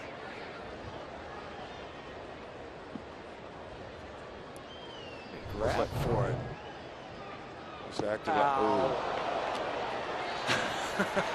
Well, listen, he's got a new pain to worry about. You know what? Doogie, just fire up the cold tub. Let's go ahead and have a seat in that tonight. Worried about his knee. Not gonna have to worry about the calf, the Achilles.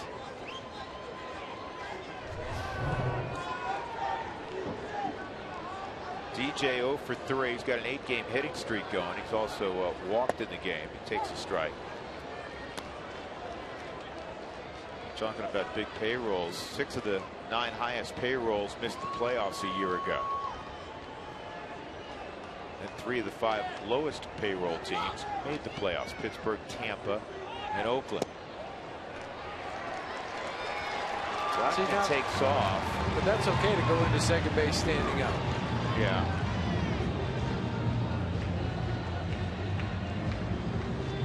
You know, that's a stolen bases. There was coverage and. Well, the catcher came up and acted like he was going to fire to second. And the first baseman, Gonzalez, kind of in his back pocket. So that will be a bag. Number 12 for Blackman.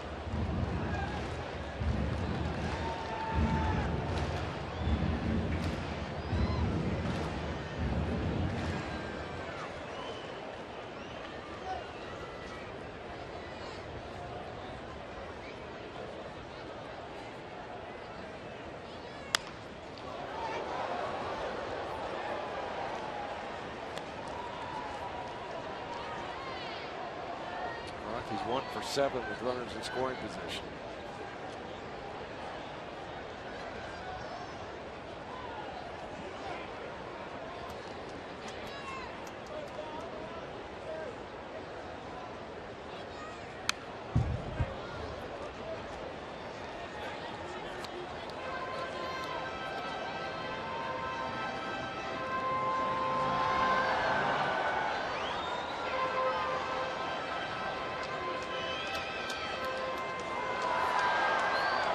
Two on LeMahieu with Tulowitzki on deck.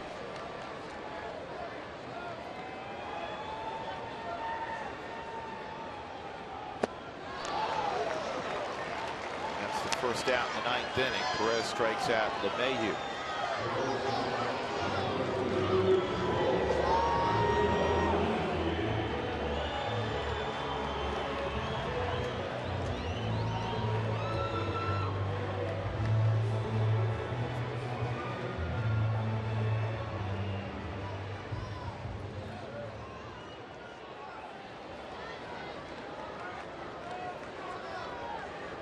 Troy's moved the average up to 360 tonight with a couple of hits, 16 home runs, 41 driven in.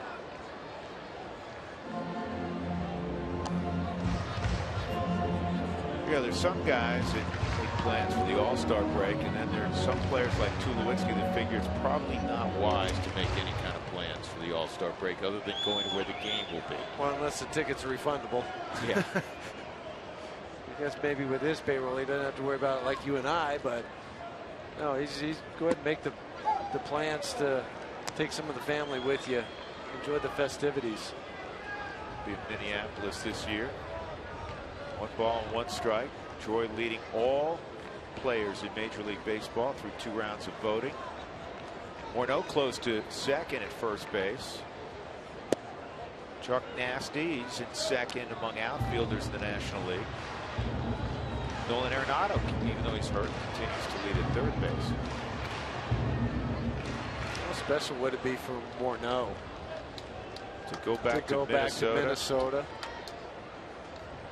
Well, I hope he gets that opportunity. 3 balls and a strike on too low. Morneau is on deck.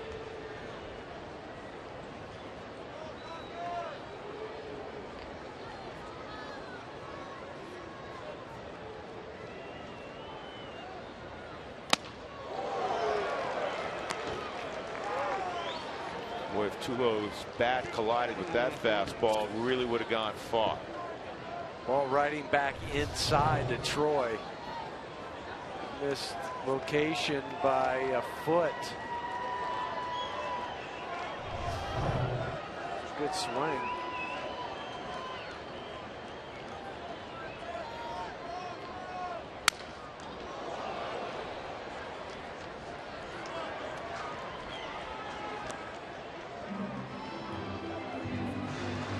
Two. Troy gets a new bat. Unusual for somebody to get a new bat, but just don't go over and put some pine tar and to stick them or rosin, whatever it is. Did you doctor up a couple of bats before the game? I took and 3 out there. Forgive the term doctoring. Doctor, please. But if I did, I doctored them up wrong. But yes, I took 3 bats out there that were ready to go. So already had pine tar on it? But still wanted some more when and if that happened. Strike 3 on Tulowitzki. And he just got tossed out. Second time a yard with Dan Iasanya tonight.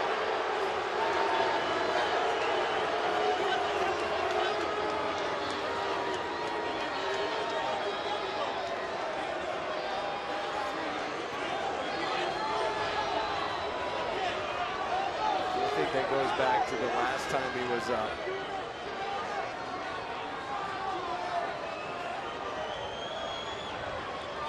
The last 2 weeks boiling over for Troy Tulowitzki.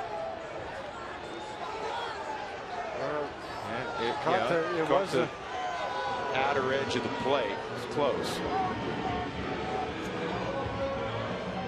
But immediately Dan threw him out. Troy looks at him.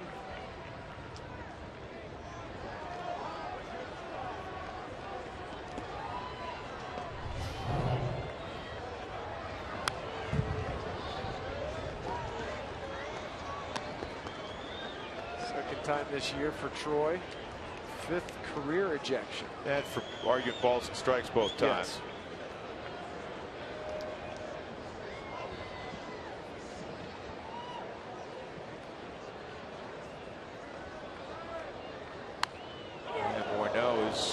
Behind 0-2.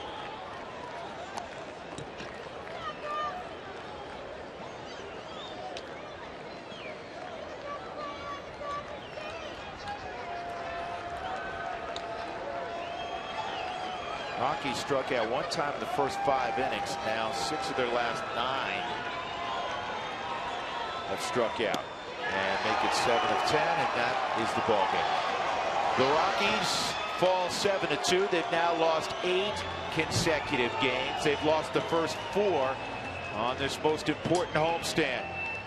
The Dodgers continue to play good baseball on the road, not so much at home. They improve to 32-30. The Rockies fall 4 games beneath 500. They're 28-32. Ryu gets the victory. He's 7-2, and Eddie Butler, in his major league debut, takes the loss. He gives up 6 runs in 5 1/3. Plenty to talk about on the Toyota postgame show. That will be next. 7-2. Los Angeles wins tonight at Coors Field.